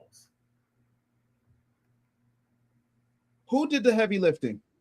Was it foundational Black Americans, or was it global African Americans? Did heavy lifting. I'm talking about something that Pan-Africans have done to specifically over the past 25 years, meaning less time than my oldest daughter has been alive, who is 27 years old, that has benefited all foundational Black Americans. And I'm talking institutions, I'm talking actual measurable results, not a fit program here, I'm talking about something that benefits all of us. One example would be in higher education, the creation of Black culture centers. How does that benefit all foundational Black Americans? I'm so glad that you asked. Well, number one, the overarching underlying ideological premise of Black culture centers, I can say this because my dissertation was on Black culture centers, was Pan-Africanism, right? We know that as a result of the passing of civil rights legislation, it was seen by many in the civil rights movement as a watershed moment that now Black students were able to attend predominantly white institutions. However, when these Black students attended these institutions, they were facing institutional racism, bullying, not only from students, but also even campus police, and of course, discrimination from professors and staff. We also know that predominantly white institutions serve typically as what? On a macro level, as white cultural centers. So as a result, and this goes to what the work that was being done at San Francisco State University that created the first Black Studies program and then led to the proliferation of Black culture centers. Black culture centers were created due to the struggle that took place at San Francisco State University. So that would be an example of something that actually benefits students, because Black culture centers have three goals. It provides a home away from home. It helps students develop a healthy racial identity to, of course, push back and disabuse it students who have been indoctrinated by the miseducation of K through 12 compulsory education. And then last but not least, recruit, graduate, and of course, educate. So those are three examples. That's an example of the role Pan-Africanism played in helping successfully create, of course, institutions that benefit African Americans here in the United States of America. So do all of us go to colleges? Do all of us go to PWIs? I'm talking about something that benefits all of us, not a small speck of us. Black cultural centers. Hold on. The majority of Black college students attend predominantly white institutions. The overwhelming But that's still a section. That's not all of foundational Black Americans. Again, the overwhelming majority attend predominantly white institutions. I'm so I'm so understanding. That would be an example. Yeah, not really here for that. Because that's not helping Black. What I'm saying to you is, well, it does help. I've been the director of a Black culture center. It does help Black students. It does help them because one of the we're talking about Black students. I said foundational Black Americans all over. One of the things that it does, it provides jobs. That's one of the major issues. One of the major benefits is economic stability, so students they don't have to drop out of school. But we're at a 6.6 unemployment rate in Black Americans right now, so it's not really doing. And I gave you an answer. Yeah, it's just not a complete answer, and it doesn't go to you said employment. So again, if our employment is higher, damn near double white Americans, it's not working to help us overall. It helps the people who are in school. People are in school is would you agree that's a section, right? That's not all of us. I'm talking about all of us. Right. Well, can you give me an example because of FBA doing something that helps all of us? Absolutely, I certainly can. Institutions or policies that have been built? Absolutely, I can. Why wouldn't I be able to? It's very simple.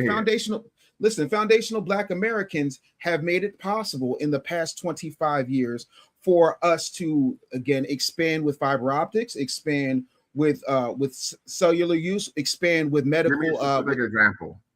Okay, so when we look at the way GPS, for example, does that not qualify as something that benefits all of us? Does that not benefit us economically or politically or socially? It just helps us get somewhere better, quicker. And so cultural centers are better than that? How? Absolutely.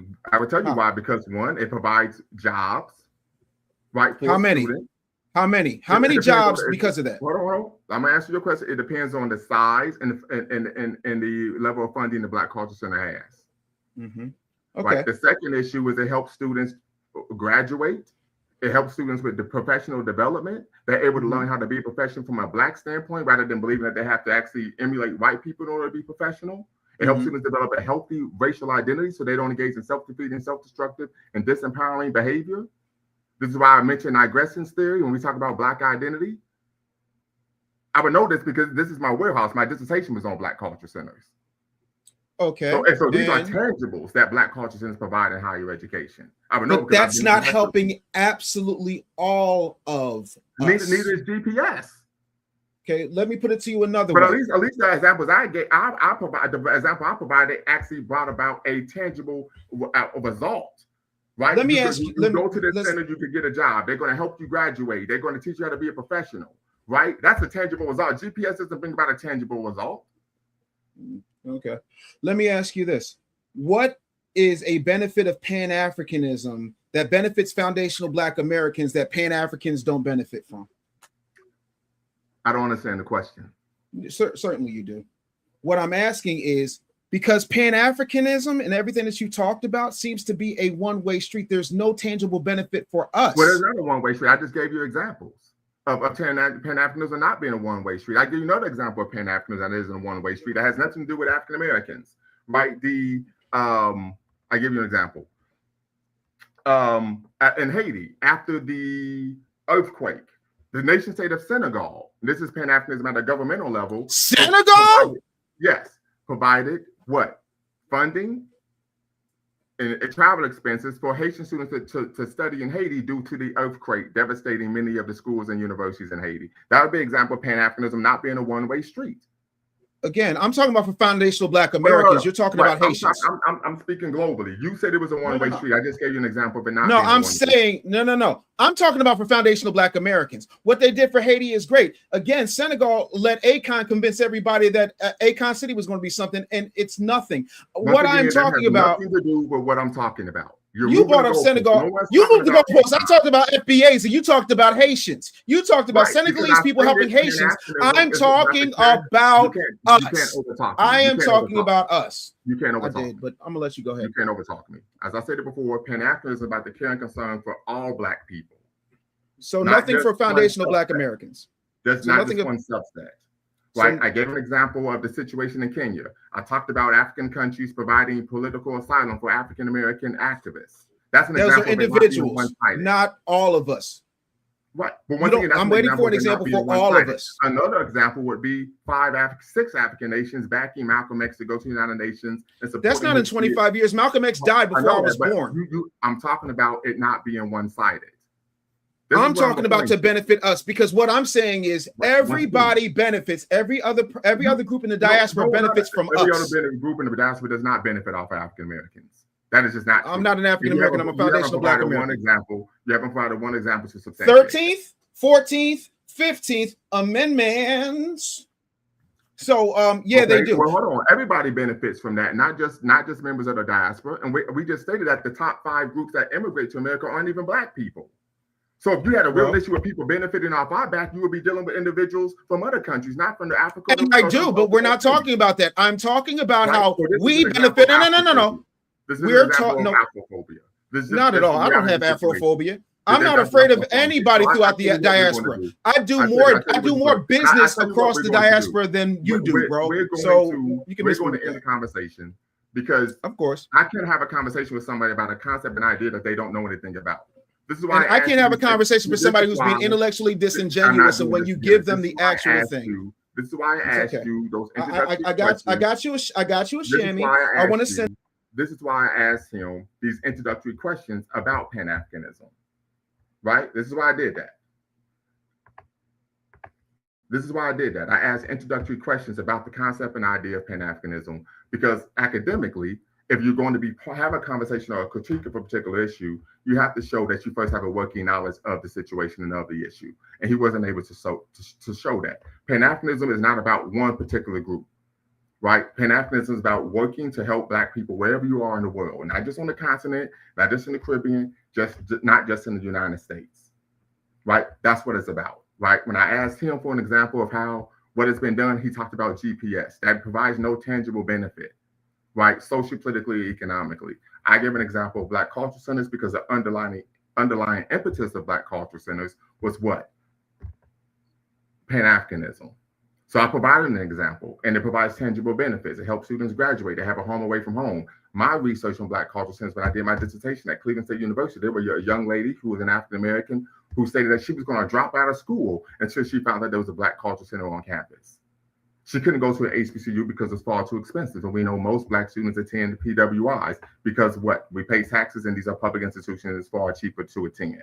So these are some of the issues, right? That it's very difficult to have a conversation with someone about a critique about an issue when they aren't actually knowledgeable of said issue, right? But I would argue, and I can say that because my research is on Black cultures, I've published in academic journals on the subject matter, that the creation of Black culture centers that provides not only home away from home, helps students develop a of course, healthy racial identity, and then, of course, last but not least, helps recruit, educate, and graduate, and provide jobs for students is a tangible benefit for African Americans. Now, is anything that one does going to benefit an entire group of people? No, that's just nonsensical. That's not how things work, right? Now, unless there's a governmental policy that one creates, right?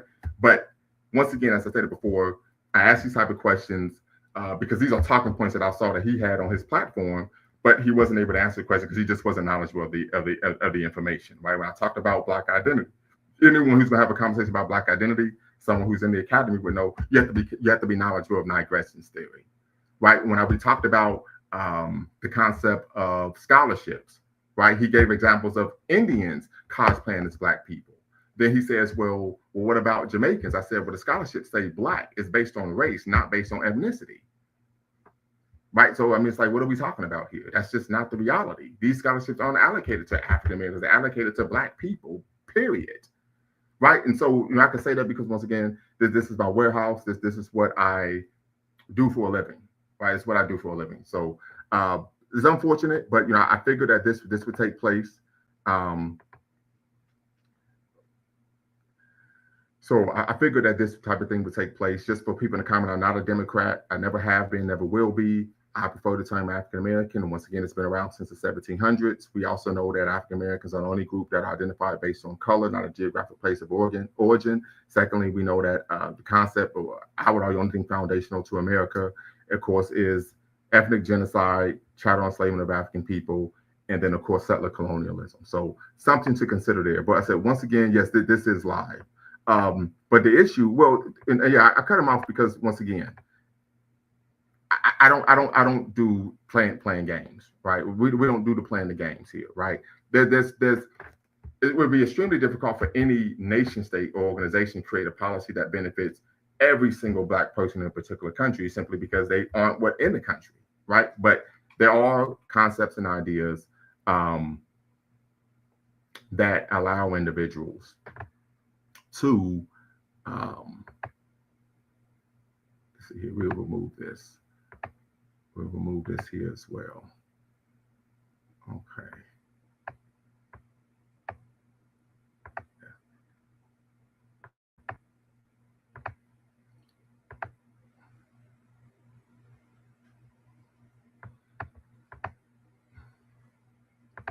Okay, so I think I got that taken care of.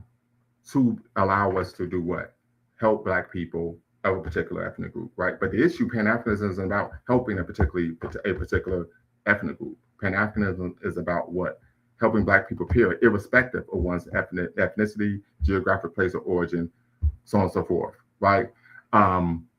So these are one of the issues, right? When we talk about Pan-Africanism, the second issue here, and this is something that we tend to find, is that I would ask very, very sharp, direct questions, and he would just filibuster. He would just kind of talk in circles, right? He talks about Biggie Smalls, and I'm like, well, yeah, Biggie Smalls, of course, was sued because that was copyright infringement. You can't sue somebody simply because they are behaving in a manner that you believe is unbecoming of someone who takes on a particular title, right? If a pastor is behaving in a manner that is unbecoming or he's engaging in behavior that will be indicative of moral turpitude, you can't sue the person, right?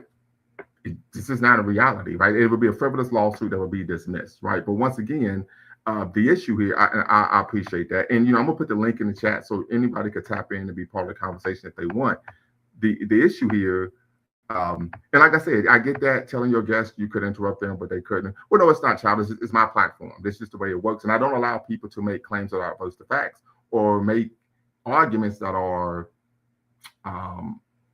inconsequential, right? We don't do red herrings on my platform. That's just not something that we do, right? I don't do red herrings. And so this is something that is very common, particularly with some people would argue in these YouTube streets, where individuals were engaged in red herrings, right? What's most important about Pan-Africanism is doing the work to benefit people. Right now, if you're asking for Pan-Africanism to help all 50 million African Americans, you'll be looking at from a policy position. You'll be looking for policy. Well, first and foremost, I'm an African American myself, and so like I said before, we don't do epithets on my platform. Right, we don't do epithets on my platform, so you're going to have to keep it moving. But you have to look at that on a policy issue, right? But there's no policy that any African nation, even African Union, could create that could benefit a group of people in a whole other country. That's just not a reality, right? That's just not how politics work. That's why I would ask him, okay, what policy? If you have an issue with the policy, what policy? And he just really couldn't answer the questions. And so, Brana, when your device is connected, okay, I'll bring you in. What's the word? Go ahead, Brana. Doc, I personally think that you gave an excellent interview. Any serious person listening to that interview and who were to go over the details of that interview would know that, I think that you gave a very excellent interview, and you asked very credible questions. Some people are just here to troll, some people are just here to look for content. But I think that you gave an excellent interview. Some of the things that he would have referred to is he kept asking you the question, what has Pan-Africanism done in terms of benefiting Black Americans, or as he coined them, FBA people? But him being a proud American, and him standing up saying he loves his country, the question is, how has Americanism benefited all FBA people? I would have been curious to see.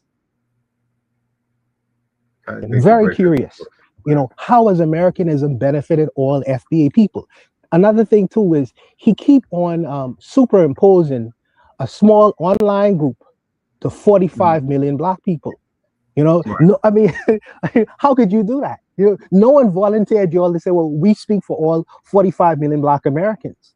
So the whole idea that is absurd. The third thing is, in terms of identity, the FBA movement only began in 2016. So you mean to tell me that you got an identity being online in 2016? What were you before that? These kinds of questions come in regards to Pan-Africanism and its practice globally around the world. Right now in the country where I stay in, because of the communion with African leaders and Caribbean leaders, there are 300 Canadian citizens currently coming to the Bahamas to teach as a teacher program from Ghana. Real quick, Brana, chat GKP, I need you to cam up before I bring you into the live. I have to make sure that you're not trolling. And Lumerin Bean, I let him know via our email exchange that I would ask him a number of questions. Right? Okay, got you. Okay, you can turn your camera off and I will bring you into the live. Right? So I told him that I'm going to ask you a number of questions because he said that he had a background in academia, as do I. And so the issue I had, as I said, I'm going to ask you a number of questions because if you're speaking on a number of issues, I need you to make sure that you're making claims that are factual. And like I said, this is not I gotcha thing, but if you're going to, well, once again, the term African American wasn't created in 1988. The term African American has been in use since the 1700s, right? And that's why when he brought that up, I said that's not accurate. Right, Malcolm X had the Organization of Afro-American Unity. T. Thomas Fortune and John Edward Bruce, who were both Pan-Africanists, they had the African-American organization they created in 1892. So the term was not created in 1988. That is simply adverse to facts. And we even find, of course, articles in the New York Times referring to us as African-Americans in the 1700s. right? So, and that's one of the things why I ask these questions. I said, if you're going to speak on an issue, I have no issue with someone having a critique, but you need to have an informed critique. Don't talk to me about Pan-Africanism if you don't know the history of the movement. You don't know what the core tenets of the ideology is. You don't know the history. It's hard for me to take you serious. Like most people who watch my platform, is I have a vociferous critique of feminist theory, right, and feminism as a whole. But I can actually make that critique because it's a informed critique. Well, actually, it was. I mean, if you don't believe me, you could do the research. But I'm a scholar. I'm a PhD. I know what I'm talking about, right? I have a background in Black Studies, bachelor's and master's.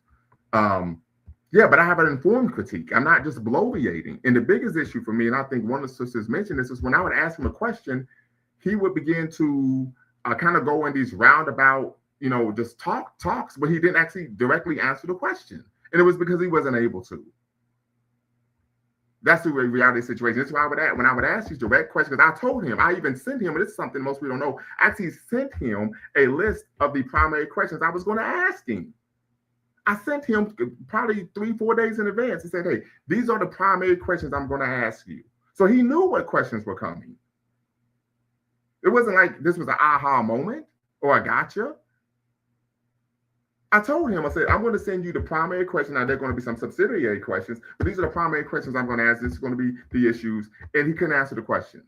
And so this is something that takes place. Like, I don't have an issue with individuals being adverse to Pan-Africanism. You don't have to be a Pan-Africanist. But I do have an issue with individuals promoting misinformation. And Luma and Being, you could tap in and be part of the conversation. It doesn't make me beyond reproach. But as I told him on my platform, I can't allow people to make claims that are false with absent challenge because it hurts my professional credibility.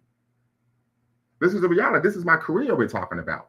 That hurts my credibility as a scholar and as an academic, as someone who is responsible for curating the minds of young black students. Well, I had to interrupt because he wasn't answering the questions. He was just going on tangents and telling stories rather than answering the question. That's a problem. And people do this all the time, right? I have conversations with brothers and sisters, barbershops, etc. And when they don't know the answer, they begin to bloviate. So this is the issue here. Bawana, I'm going to let you finish, and then we're going to get to Afro Diaspora News, and then we'll get to Chat GKP. Sure. This is all I was saying, Doc. I think that what he wants is he wants other countries of the world to reciprocate in a way where it exclusively benefits Black people in the United States of America. Unfortunately, America doesn't work that way. You don't live in America by yourself. In places like these so-called Black countries in the Caribbean and Africa, you have Black people who are in control of the state. So they have a different relationship with Pan-Africanism. This is why you can have exchange with teachers, doctors, engineers, travel, etc., because the person at the top is making a decision. Unfortunately, in America, is a different situation. So it seems like the relationship is not reciprocal, but it actually is. Right. All around the world. And I think that you could speak to that. Again, Dr. Lumumba, I think that you gave an excellent interview. I'll just leave it there and let the brothers go. I appreciate it. And one thing I did notice when I began to press him on him not answering the questions, he started saying, well, why are you being mean to me? Why are you being upset? So on and so forth, right? Playing the victim, because now I'm putting you're in the proverbial corner where it's being highlighted, right? People are able to see that you don't know what you're talking about. So that's an issue as well. So we're going to go Afro Diaspora News, then we go Chat GKP. Yes, sir. And peace to the panel. Thanks for having me up. And I'll try to be brief as possible. I'm African American living in the Caribbean. And to be honest, I support African Americans that are Pan-African, but I also support the FBA movement.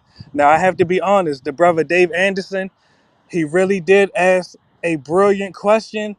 And with all due respect, your response, Professor Dr. Lumumba, it was inadequate because I would have worded the question a little differently.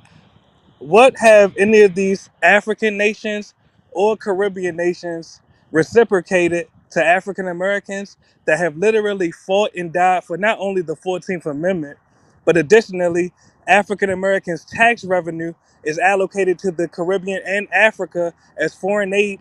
Additionally, to land my plane, even African American politicians right now that African Americans vote for, such as the mayor of Baltimore, the mayor of DC, and these countless cities that have African American mayors, they implement sanctuary city policies to protect illegal immigrants from all around the world, including African and Caribbean illegal immigrants. What have these Caribbean and African nations done to reciprocate what African Americans have done for them? Well, I gave a number of examples of the reciprocation of Pan-Africanism throughout history. So if you didn't That's hear why I me, said. That's why I said respectfully, and I would never insult you. That's why I'm happy that you had me up here. But that's why I said your response was inadequate because, in my estimation, and I stand to be corrected. hold In on, my estimate, real quick, and hold one on, sentence, brother, one sentence, and I'll pass the real mic to quick, you. hold on. You can overtalk me. And Mr. K made a good point. Foreign aid is a front for U.S. imperialism, right? Most of our tax dollars, most of our tax dollars goes where? Dr. DAW, I see you. You could turn your camera off, and I could bring you in, or you can keep your camera on. It's a front for U.S. imperialism. Number two, the overwhelming majority of our aid goes to what? Is it real? Right?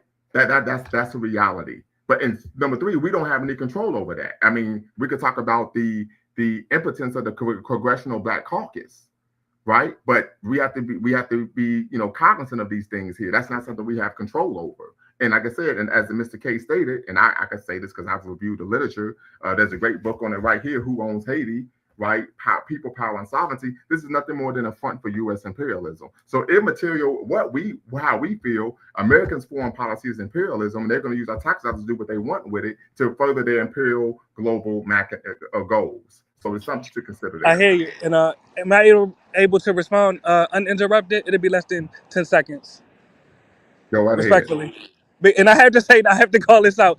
I noticed that you like to interrupt your guests when they're making a point that you disagree with. But But I the 10 interrupt people seconds, all the time. I interrupt people even when they say something I do agree with. That's just my clearly, brother. problem. But let's have a dialogue, please. When you speak about U.S. imperialism, you also have to acknowledge that these Africans and Caribbeans are willingly abandoning their country to come to the U.S. and pay. That's not the case, and we've been through this before. I remember who you are now. You like to engage in anti-black bigotry. We don't do that here. Chat GKP, go right ahead, and then Dr. DAW, you can as well. And I'm sorry, family, I forgot that this is a guy who comes on all the time, and all he ever wants to say is these individuals are abandoning the countries. They're abandoning the countries. Individuals from the West Indies. So once again, it's another person who's acting like a child. So we're gonna take you off the platform. Leaving their countries is analogous to African Americans who we know in the Black community. The African American community was deindustrialized. The schools were we had a middle class flight, white flight, etc., and it created an echo chamber of violence and criminality and just an unhealthy environment. So what did African Americans do? Now that smartly, you move to another neighborhood. People do this all over the world. Chat GKP, go right ahead, and then Dr. DAW, you could go ahead as well.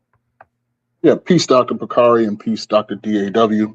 But yeah, excellent interview, and I'm glad you exposed this phony academic, Mr. Anderson, because it's not as if evidence, proof, answers to the brother's questions were not given. They were given repeatedly and copiously. If I could offer one, because the question at hand is, what have the diaspora done for the benefit of African Americans as a whole, right? I can give an example of that in the form of the history of Richard B. Moore, one of the founding members of the African Blood Brotherhood, who did follow a policy, not just to benefit African Americans in the United States, but Black people globally.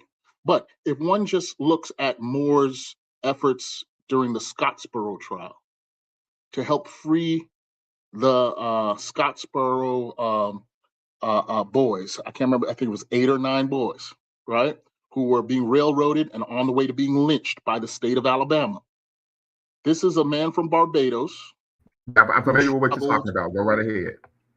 Okay, yep. Traveled to throughout the United States and around the world, promoting the case, raising funds, raising awareness, and including marching on Washington, D.C., petitioning the president, FDR, And that's just one of the many ways in which this person who was from Barbados, right, put forward efforts. And he wasn't the only one. He operated within a cadre of other Black diasporans. And the reason they're diasporans is not because they migrated to escape Barbados per se, because at the end of his life, he did return to Barbados. And then he demonstrated Pan-Africanism by splitting his collection, which had been put together at the Frederick Douglass Book Center, where Queen Mother Moore and others helped to establish the issue of reparations and promote reparations for Black Americans and Blacks all over the Caribbean. But he split his collection between the Schomburg Center, and we could talk about Arturo Schomburg, I was going to mention Academy. Schomburg as well. Yeah. So I mean, there are many examples, right? But he split the collection, which was considered the second greatest collection of Black-related materials at the time, between the Schomburg Center, and he was a personal friend of Arturo Schomburg, and his native Barbados, which had just launched the University of West Indies. And you can find his book collection at the University of West Indies in Barbados to this day. And if I remember correctly, there are 3 different campuses for the University of West Indies, correct? Yeah, Trinidad is a major campus, Mona, Jamaica is a major campus, and then the Cave Hill campus in Barbados. And then there's satellite campuses throughout the Caribbean as well. Again, some might say an example of Pan-Africanism, right? But hey, you know, some people in the chat were suggesting that no credible evidence was given. And while some of this was covered there, I just wanted to show that person that we can come up here and give you all that evidence, plus and then some. All you got to do is read a book. Yeah, and take a class. It's a big issue. A lot of individuals don't read. Another way that Pan-Africanism benefits Black people is, so if you have Black people from other countries immigrating to the United States, right? Typically, they're going to live in predominantly Black areas, right? We have census. The higher the population, the more federal, of course, dollars you get. So that would be one tangible way that we benefit. It doesn't matter if the individuals are immigrants or even illegal, right? If you have a majority, you have a larger population living in a congressional district, that congressional district receives more higher level of federal funding. And, right, that would be an example. And if we went to the level of the personal or the interpersonal, right, one could do a study alone on West Indian and African American coupling. Right? I could give an example. Intellectually, is Hubert Harrison. He was the founder of the New Negro movement. Yep, absolutely. And the Liberty League, which hosted Garvey, right? But I mean, if you look at the interpersonal, right, you look at Hazel Scott, Adam Clayton Powell, power couple. You look at even Malcolm X's parents, Earl Little from Georgia, and his mother Louisa Little from Grenada, right? You could go on and on and on. So I bring that up to suggest that this idea that Black immigrants are inherently antagonistic towards African Americans, it's not true. It's total bull crap. Yeah, and I can say that as someone who's worked, has been a Pan-Africanist over 20 years, someone who works in the community, someone who works in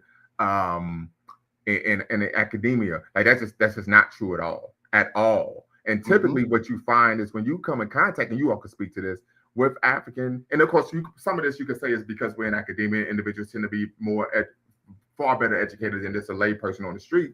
You typically are embraced. But the point is, my wife is Ghanaian, for crying out loud. Yeah, the point is, these people will say that you're not giving them the evidence, but the truth is they're not listening to the evidence. They're not double checking it. They're just dismissing it immediately as if it didn't happen. When the lived reality of Black people in the United States has been one of integration and assimilation, both in the involuntary period and the voluntary period. Because if we go back to slavery, and I know people talk about just the 300, 400,000 coming to North America, but this was a population that was reinforced with new bodies from an array from across the African continent, and including some Native Americans, constantly reinforcing populations throughout the Americas, including the United States. And then in the voluntary period of immigration after the Civil War, as you then had more voluntary numbers, and then we see the U.S. government stymie that. or attempt to stymie that in the 1920s. So Yes. people are still coming in and going back. And then after 1965, you've had a larger deluge of more modern Black diasporan immigrants. And some of the ethnic differences are real, and sometimes they do aggravate intra-Black tensions, but that's normal. That's just normal human behavior. The through line is that this thing we call African America is it's an evolving ethnicity that assimilates, includes, and wraps into something that is always changing. So I'll leave it there. Appreciate your show. Appreciate what you did there, because that brother was spreading a lot of misinformation over the last 2 months publicly and confidently as if it's true, and it's total crap. So and that's the thing, you know, I wasn't aware of him. I do give him, appreciate him actually responding to my email. But some people told me about him. I didn't know him. But I told him, I said, I can't, if you make a claim that's opposed to facts, I'm going to have to address it. I have to stop you because it's my platform, an actual doctor, actual PhD. I'm not Cheyenne Bryant, where I'm claiming, right? You could Google my name and my dissertation will come up, literally, right? I said, this hurts my credibility if I allow someone to come on my platform and say things that aren't true or that are opposed to facts. I mean, it just is a reality. There's no way around that. And so, but once again, and you all may be aware of this, in academia, right? And this is really what you should do with anyone. If you have to critique of a particular issue, you first have to show that you have a working knowledge of said issue before you start to critique it. Would you all agree with that? Absolutely. And I'll defer to Dr. Dahl, who's waited patiently. Yes. I know he's about to drop some knowledge, but peace to you in the show.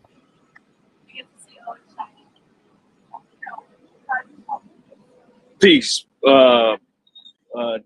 Bakari K. Lumumba, how are you? Can you hear me? I'm doing quite all right. Yes, I'm doing quite all right. Where you calling from, brother, if you don't mind me asking? Baltimore, straight out of the Farm City, okay. ABC conference here in Baltimore. I'm in Baltimore, but I'm presenting at the ABC conference today. I mean, not today, tomorrow. I was just there today. And I wanted to use that as just one example. First of all, let me back up. I want to say I've been watching you. I appreciate your work. I think one of the things that I think you did an awesome job. I mean, just like being very academic, like with him, like he was it was like a fish out of water. Now, at the same time, I gotta give you grace. Gotta give you I gotta give you mad respect for just even entertaining that conversation. To me, to entertain that conversation takes a high level of certitude in yourself, a high level of confidence in yourself and what you know, and also patience. Because honestly, I would analyze this conversation a little differently than a lot of us are, and I would say that he wasn't interested. It didn't matter. Doesn't matter what you would have said. His framework was like, I don't care. It's like I don't even see if I frame it the same exact way as if he really is being genuine. I'm just gonna be honest. That's just me. That's just a psychosocial conceptualization, because I deal with FBA all the time, and they typically move the goalposts. Every question you answered, he moved the goalposts. And in fact, I think they set the stage in such a way to make the conversation unequal, unfair, and not necessarily, I'm going to say fair. Because one thing I noticed is that when he was asking you for examples, he was asking about what has Pan-Africanism done? What has Pan-Africanism done? What he didn't do, what he did in turn was showed you what some individuals done who he superimposed FBA onto, which is a very different type of construct. And for me, that's why I always frame FBA is a movement. I frame FBA as a cult. FBA is a identity category, which is a subcategory within the African American community.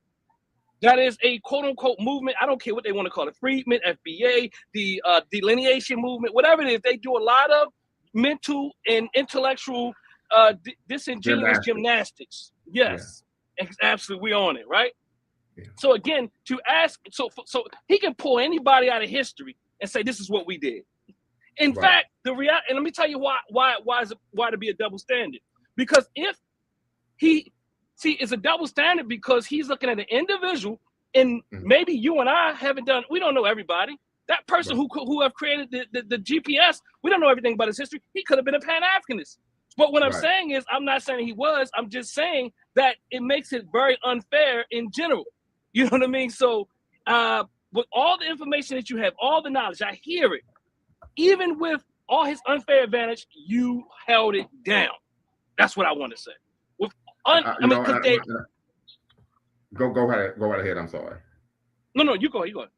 Well, and so, but like I stated before, this wasn't a situation like I was trying to set up an aha moment. I emailed him the majority of the questions I was going to ask him before. I can show you all the email thread. So I let him know when I bring people on, even if this is a person I disagree with, I'm going to send you the questions beforehand. I sent him the primary questions beforehand, so he was aware of that. The issue I had was, of course, the movement of the goalpost. Right, when he talks about suing Umar Johnson, that's absolutely nonsensical. The work is what represents the movement, not somebody who's using the name, using the concept to promote themselves. I said we have more to. I said I know this as someone who travels to the continent. I'm gonna be going to Africa next month. Who's been throughout the West Indies, even South America. People don't take him serious. Right, even our students, they talk about him as they see him as more of an entertainer. Right, but the issue that I tend to find. And this is something I do think is unfortunate is that when I am in conversations with individuals who identify as such, factual information doesn't matter. And one of the things I was about a lot of people was like, the platform, but as big as it could be, and it was like, it's because you don't grift. Absolutely. Right? BGS, I need you to cam up in queue so that I can see who you are. Then I will bring you into the live. Just to make sure you're not trolling. So. These are some issues. I gave examples. There are numerous examples of Pan-Africanism not being one-sided. For example, the brother who founded in Chad, the political organization, a political party that led to Chad's independence was founded by a brother from Panama. Right. So these are examples of Pan-Africanism not being. Oh, that's right. Yes, these are examples of Pan-Africanism not being one-sided. But it doesn't matter because it doesn't fit the narrative. Absolutely. And I wanted to say, the one example I wanted to give is I'm at a conference, ABSI, which is an international organization, which is Pan-African in its origin, which encompasses everybody globally, and you cannot. He would deny it, but it has impacted the way that we provide Black mental health collectively, not only in the U.S. but also it impacts across seas as well. So it's no denial the work that those like the Akbars and the Amos Wilsons and the Wade Nobles and even the other social scientists like yourself and Dr. Marimba Ani, and so but that's on a psychic level that we cannot act like on a psychic level that Pan-Africanism, African-centered thought, whatever it is, that it has not impacted us, because what impacts us on a mental level ultimately impacts us on an emotional level, and then also on a behavioral and material level. So, but again, they want simple conversations talking about Biggie Smalls. So they want simple conversations. They want to get you caught in what Frank White and who got sued and. Right. And if I could very quickly, I don't mean to cut you off, but I'm glad you brought that back up. We talk about Biggie Smalls and his mother saying, "I don't want you selling drugs." I say, well, most parents who are parents don't want their child selling drugs. That has nothing to do with telling you not to be connected or involved or have friends and be in community of proximity to African Americans. Most parents are going to have an issue with you saying, I want to be a singer or a rapper and not getting an actual college degree that will lead to it, that provides a tangible skill. That has nothing to do with trying to disabuse yourself or being in a community with African Americans. So he was making claims that has nothing to do with what we're talking about. Absolutely. BGS, go right ahead, and then Mr. Wright, we'll get to you. You know what? I'm so sick of this FBA stuff is because the FBA is something that got out of the box and going way beyond what it's supposed to be. Okay. It's there for what? For claims for what? Restoration, right? For African Americans, right? Okay, for reparations. That's all it's for. That's all it's for. All this other stuff about FBA and what it means and fighting against Africa doesn't mean anything, okay? Outside of reparations talk, okay? I cannot go to Ghana. I cannot go to Jamaica. I cannot go to South Africa and claim reparations because I'm not one of them. That's the only reason the class actually Okay, so ADOS and the FBA, all it means is for reparations claims to your government. That's all it means. Okay, Right. outside of that, it should not actually go this far. Should not be a beef. Yeah. And one of the things that one of the brothers came on the platform, he was West Indian. He says, I'm from the West Indies. I've never in my life thought about trying to gain access to reparations for that Right. for African Americans, right? Exactly. And so that's why I would ask the question well, what resources are being attributed to us that African or West Indian immigrants are getting? But then the real question is, I said, you're attacking African West Indian immigrants when the top 5 groups that are immigrating to America aren't Black. Yeah, that's true. And So it's to attack other Black people. Nobody talks about Pan-Europeanism, okay, which exists all over the world. Okay, I mean, what do we think NATO is? Yeah. Oh, NATO and a few other things. But what do you think's going on in the world right? That's beyond the scope of this conversation. What's going on right now with Iran and Ukraine? Okay, that's Pan-Europeanism. But the thing is that I understand what people are saying. Okay, and there's a way to actually have a discussion with your government about your rights. Okay, there's certain things that immigrants can, because of their skin color, get included with your group, right? We actually signed on to that. Okay, with Haitians and Africans signing on to civil rights and them having access to education, stuff like that through us, we actually signed on for that. Okay, we actually signed that. That's why you brought them in the first place. So we actually agreed with what is going on with as far as civil rights in those groups. Okay, if you don't like it, don't attack them. Go to your government. Yeah, that's something I mentioned. I said when we talked about, because a number of individuals who ascribe to FBA stated what about scholarships? And I said, well, if there are individuals who are getting scholarships that are designated for Black people, yes, for African Americans, then that's an issue you take up with the institution that is disseminating the scholarship. Yeah, but the thing is, the biggest people that get what Black people are supposed to have as descendants of slaves are not immigrants. They're called white women. White women. We don't even talk about that. 87% of what you're supposed to get are going to white women. We don't include them, do we? I don't see FBA attacking white women. How come they're not? Why when I asked him about, okay, you have an issue with the guy from Florida, the congressman from Florida, whose policies are empathetic to Black people. Who's born here? He's born here. I said, cool. I said, but you pointed out that he's from Jamaica. I said, what about all these other Black conservatives whose policies are empathetic to the Black community? He didn't even know what their policies were. Yeah. I said, because if you were serious, you would be knowledgeable of these individuals who have policies that are detrimental to the Black community. No, you just want to attack the guy who's actually of Jamaican ancestry. I said, I'm not stupid. I know what's going on here. And I asked him, I said, what are their policies? But I don't have time to get into all of that. I mean, you had a woman of Indian ancestry, okay, 2 of them actually, one on the Republican side, one on the Democratic side, running for president. Okay, I think it's Nikki Haley. I think that's her name. Okay, she's running for Republican president. Okay, yes. She's not even Black. Right. Anything against her? Yeah. Yeah. The thing is, this FBA stuff, in my opinion, I have no qualms against the FBA and Tariq Nasheed. Okay, number one, you screwed up. You should have got behind ADOS and tried to get reparations through. Okay, you split the vote. Okay, you did Democrats a favor by doing that. Okay, that's number one. Okay, number two, the rest of this stuff is meaningless. Okay, about going against the Black people because they're not FBA. So what? Okay, exactly. Are they getting the job that you need done? That's all that counts, okay? Because Netanyahu comes here and gets all kind of money from the United States, okay? Yes, he does.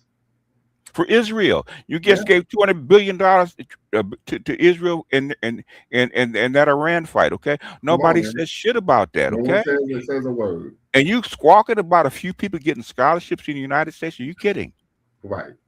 Absolutely ridiculous. In fact, the professor who led me to conscience, I was actually at the precipice of dropping out of a community college. He was from Liberia. He's the one who taught me about Kwanzaa. I had never even heard of Kwanzaa before. I'm an African American. This is a man from Liberia said, hey, why don't you celebrate Kwanzaa? Right? So, you know what I'm saying? So it's absolutely nonsensical. Very quickly, Mr. Wright, 2026. Hey, what's going on? Hey, how you doing? I watched the interview. The last about 5-10 minutes, I didn't hear a lot of people's reactions, so maybe they would have said things that I'm about to mention. But a few things I had an issue with was the brother engaged in a lot of ad hominems. He engaged in a lot of cherry picking. He engaged in a lot of goalpost moving. One issue I had an issue with was he kept mentioning my responsibility is for foundational Black Americans, African American people. Here's the deal. No one says anything is wrong with that. But why do you have all this vitriol towards our brothers and sisters from the diaspora? That's the point I wanted to ask him. Like, what is it? What does that come from? He didn't provide a proper definition for the term diaspora. Correct. But he's a college professor. Right. And he didn't realize he contradicted himself. On one point, he said he supported Louis Farrakhan. Louis Farrakhan is actually of West Indian descent. Yes, it was Louis Farrakhan from the West Indies. Both of his parents are West Indian. Right. So that's a direct contradiction right there.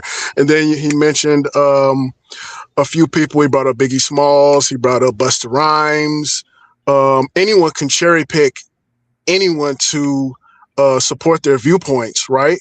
So I can cherry pick. I can point out people that are from the diaspora, or from the actual continent, that actually support Afro-American people. You know, he still never gave any reason why. You know, this ideology is problematic, because if you look at every ethnic group in the world, they operate in this manner, right? So you have Chinese, you have Jewish people, you have Arabic people operating right here in America, but they understand, they pay homage to their homeland, correct? Yes. I can't speak for anyone else, but I'm not going to identify with a country that view me as 3/5 of a human. I'm not going to identify with a country that use my people as cannon fodder in every war.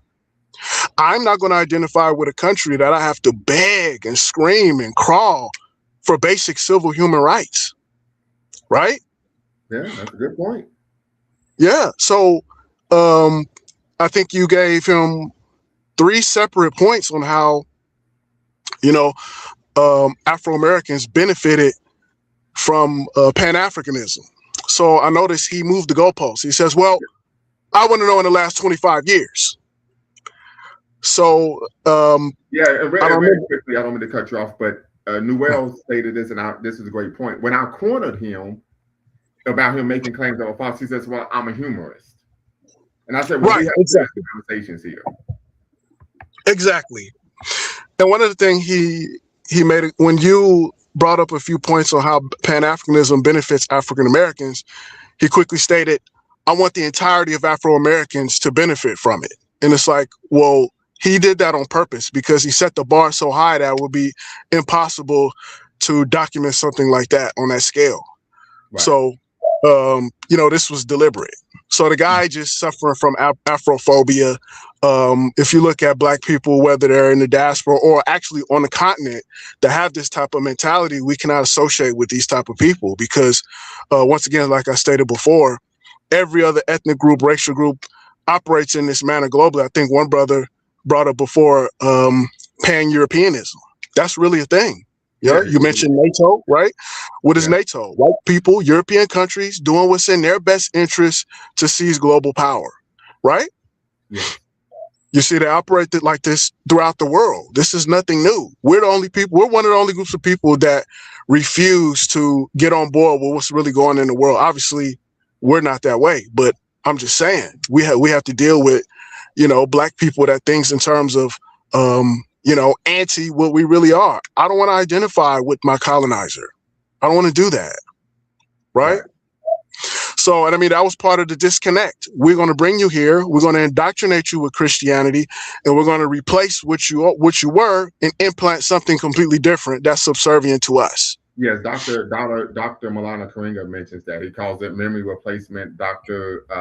Golly, what is his name?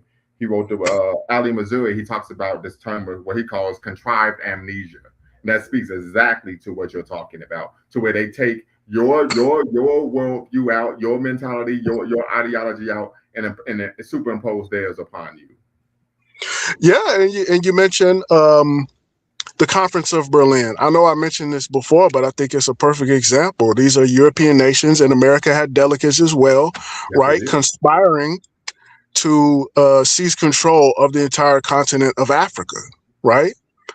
You know, so what is this an example of? White men coming together, collaborating to seize control, power, natural resources from Black people for the benefit of white people globally. Yeah. Come on now. Yes. I mean, this is what actually happened here. This is what's going on here. So, you know, it's unfortunate. Like, and I stated before, we had an exchange offline via email. I provided him with the base level questions I would ask. So this wasn't like aha. He knew what questions I was asking, why, and what they were about. The second issue was I told him, I said, I can't allow you to come on my platform and make claims that are those facts. He says, well, we could just let the audience decide. I said, respectfully, I said, the majority of the audience are lay people who aren't knowledgeable of the subject matter. So we can't say, well, if the audience agrees with what you're saying, that means that you're correct. They don't even know what you're talking. They don't even know what we're saying. They don't know the information. I said, so I have to, because this is my warehouse, and I have to say, no, this is what's factual, this is what isn't. This is why I asked him, what are the core tenets of Pan-Africanism? When was Pan-Africanism created? What's the history of the organization? Who coined the term? I said, because you have to show that you know what you're talking about, that you are knowledgeable of the subject matter before you begin to engage in the conversation. This is how it works in the real world. But you don't have to do this when you're grifting. 90% of people don't go past outside of their own 6 blocks radius. Okay, 90%. Okay, this is well above their level. Okay, so asking artists actually engage in something like this or decide on something like this that they never study is disingenuous. Is what it is. Okay. Absolutely. When we talk about identity, that's why I asked him, are you familiar with Nigression's theory? Never even heard of it before. But we're talking about, you're talking about your Black identity. Like, get the fuck out of dating with this rookie shit, man.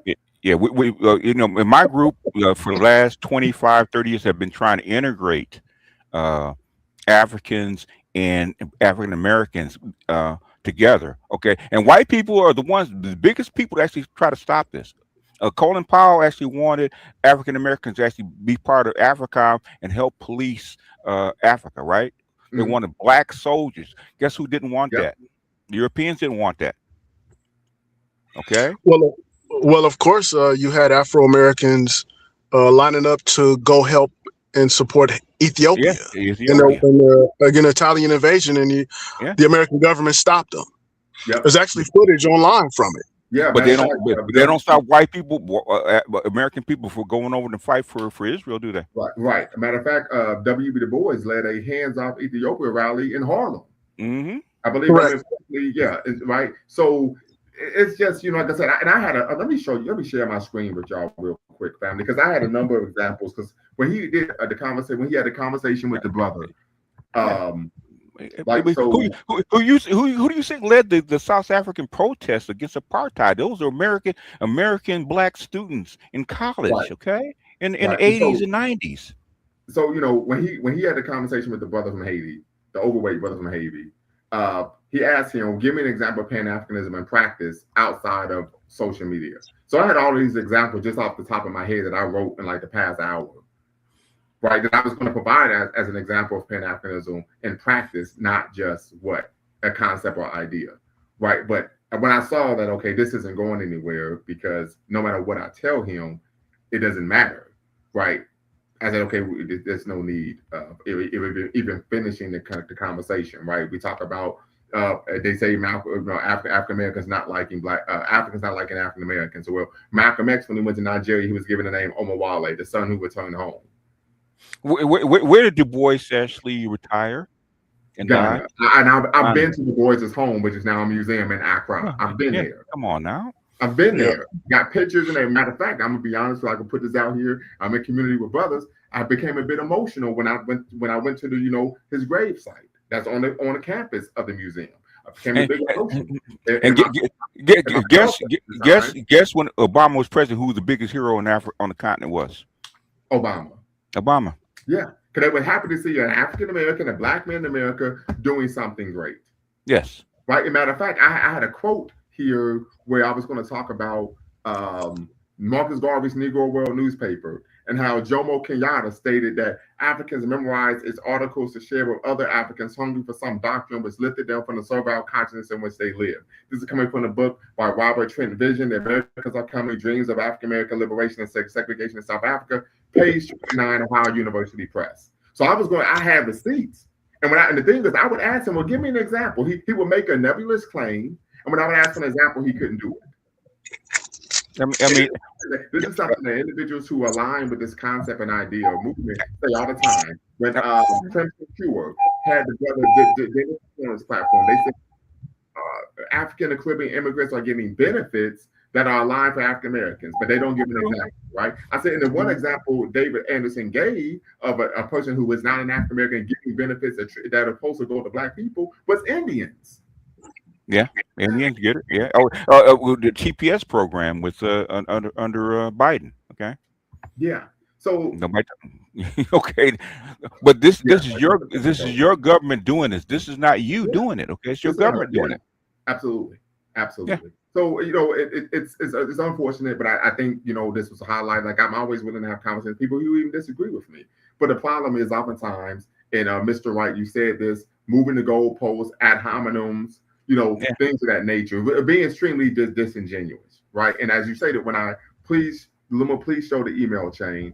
Okay, I will show the email. Real quick, family, if you're watching, make sure you hit that hype button. BGS put me on game, hype button. Also, make sure that you thumbs up, hit that notification bell, and make sure you like, subscribe, and donate. Make sure you hit that super chat. You're watching LumumbaSpeaks.com. I have no problem Black people in America taking pride of who they are in their experience. But the thing is, you can't let it get this far, okay? In fact, the key to reparations is the continent of Africa. Okay? That's your leverage, okay? Just like Europe is leverage for the United States, okay? Your leverage is it Africa. It's not here. It's not enough of you, okay? Your leverage is there. Got to use it. I'm going to show the email chain. The sister asked me to show the email chain. So I reached out to him on the 20th. Hello, Mr. Anderson. I hope my message finds you well. My name is Dr. Bakari K. Lumumba. I'm the presenter of LumumbaSpeaks.com. I'm wanting to formally request an interview with you on my platforms, Lumumba Speaks and Be Quiet Network, regarding your views on Pan-Africanism. He responded back the next day, early in the morning. Thank you for reaching out for the invitation. I appreciate your interest in having a conversation about Pan-Africanism related issues. I'm certainly open to discuss with people who hold different perspectives. In fact, I think those conversations are often the most valuable when they're conducted in good faith. But before I commit, I'd like to clarify a few things so we both had the same expectations. He has a number of questions, so on and so forth. I've learned over the years that conversations involving identity, history, ideology, are most productive when both participants are clear about the format and expectations from the beginning, etc., etc.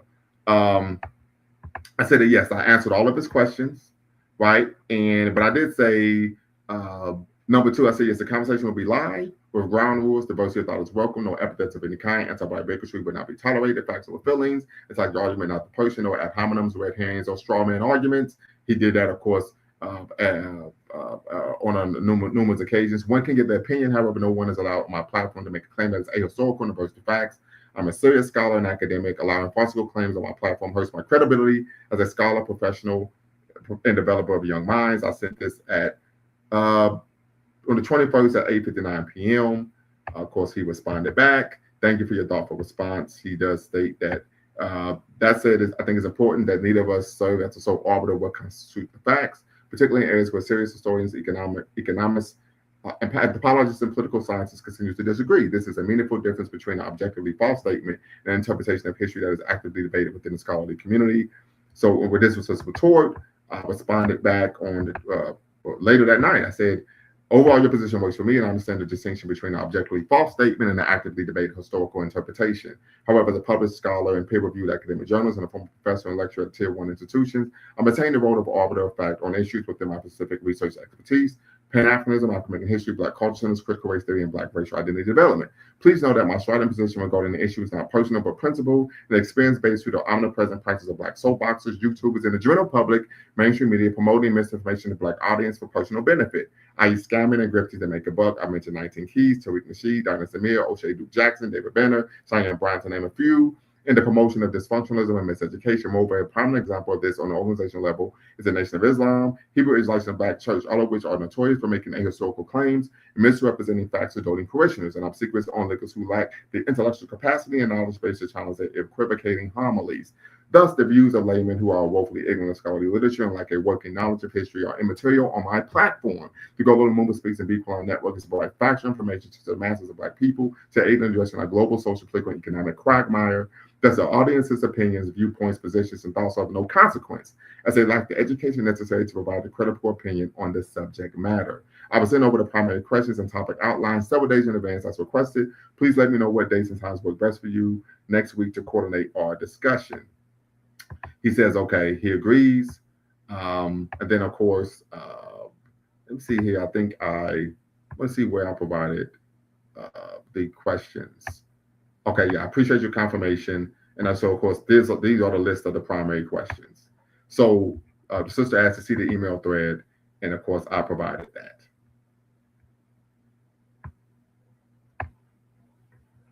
Yeah. Let's see here. America is a violent imperialist state, and it simply is about the natural resources and abundance of Africa. Yeah. So once again, this was not an aha situation. He knew what was coming. He knew what questions I was going to ask. But as you say to Mr. Wright, a lot of it was, moving the goalposts, red herrings, and of course, simply not asking the questions or trying to be a humorist when I cornered him.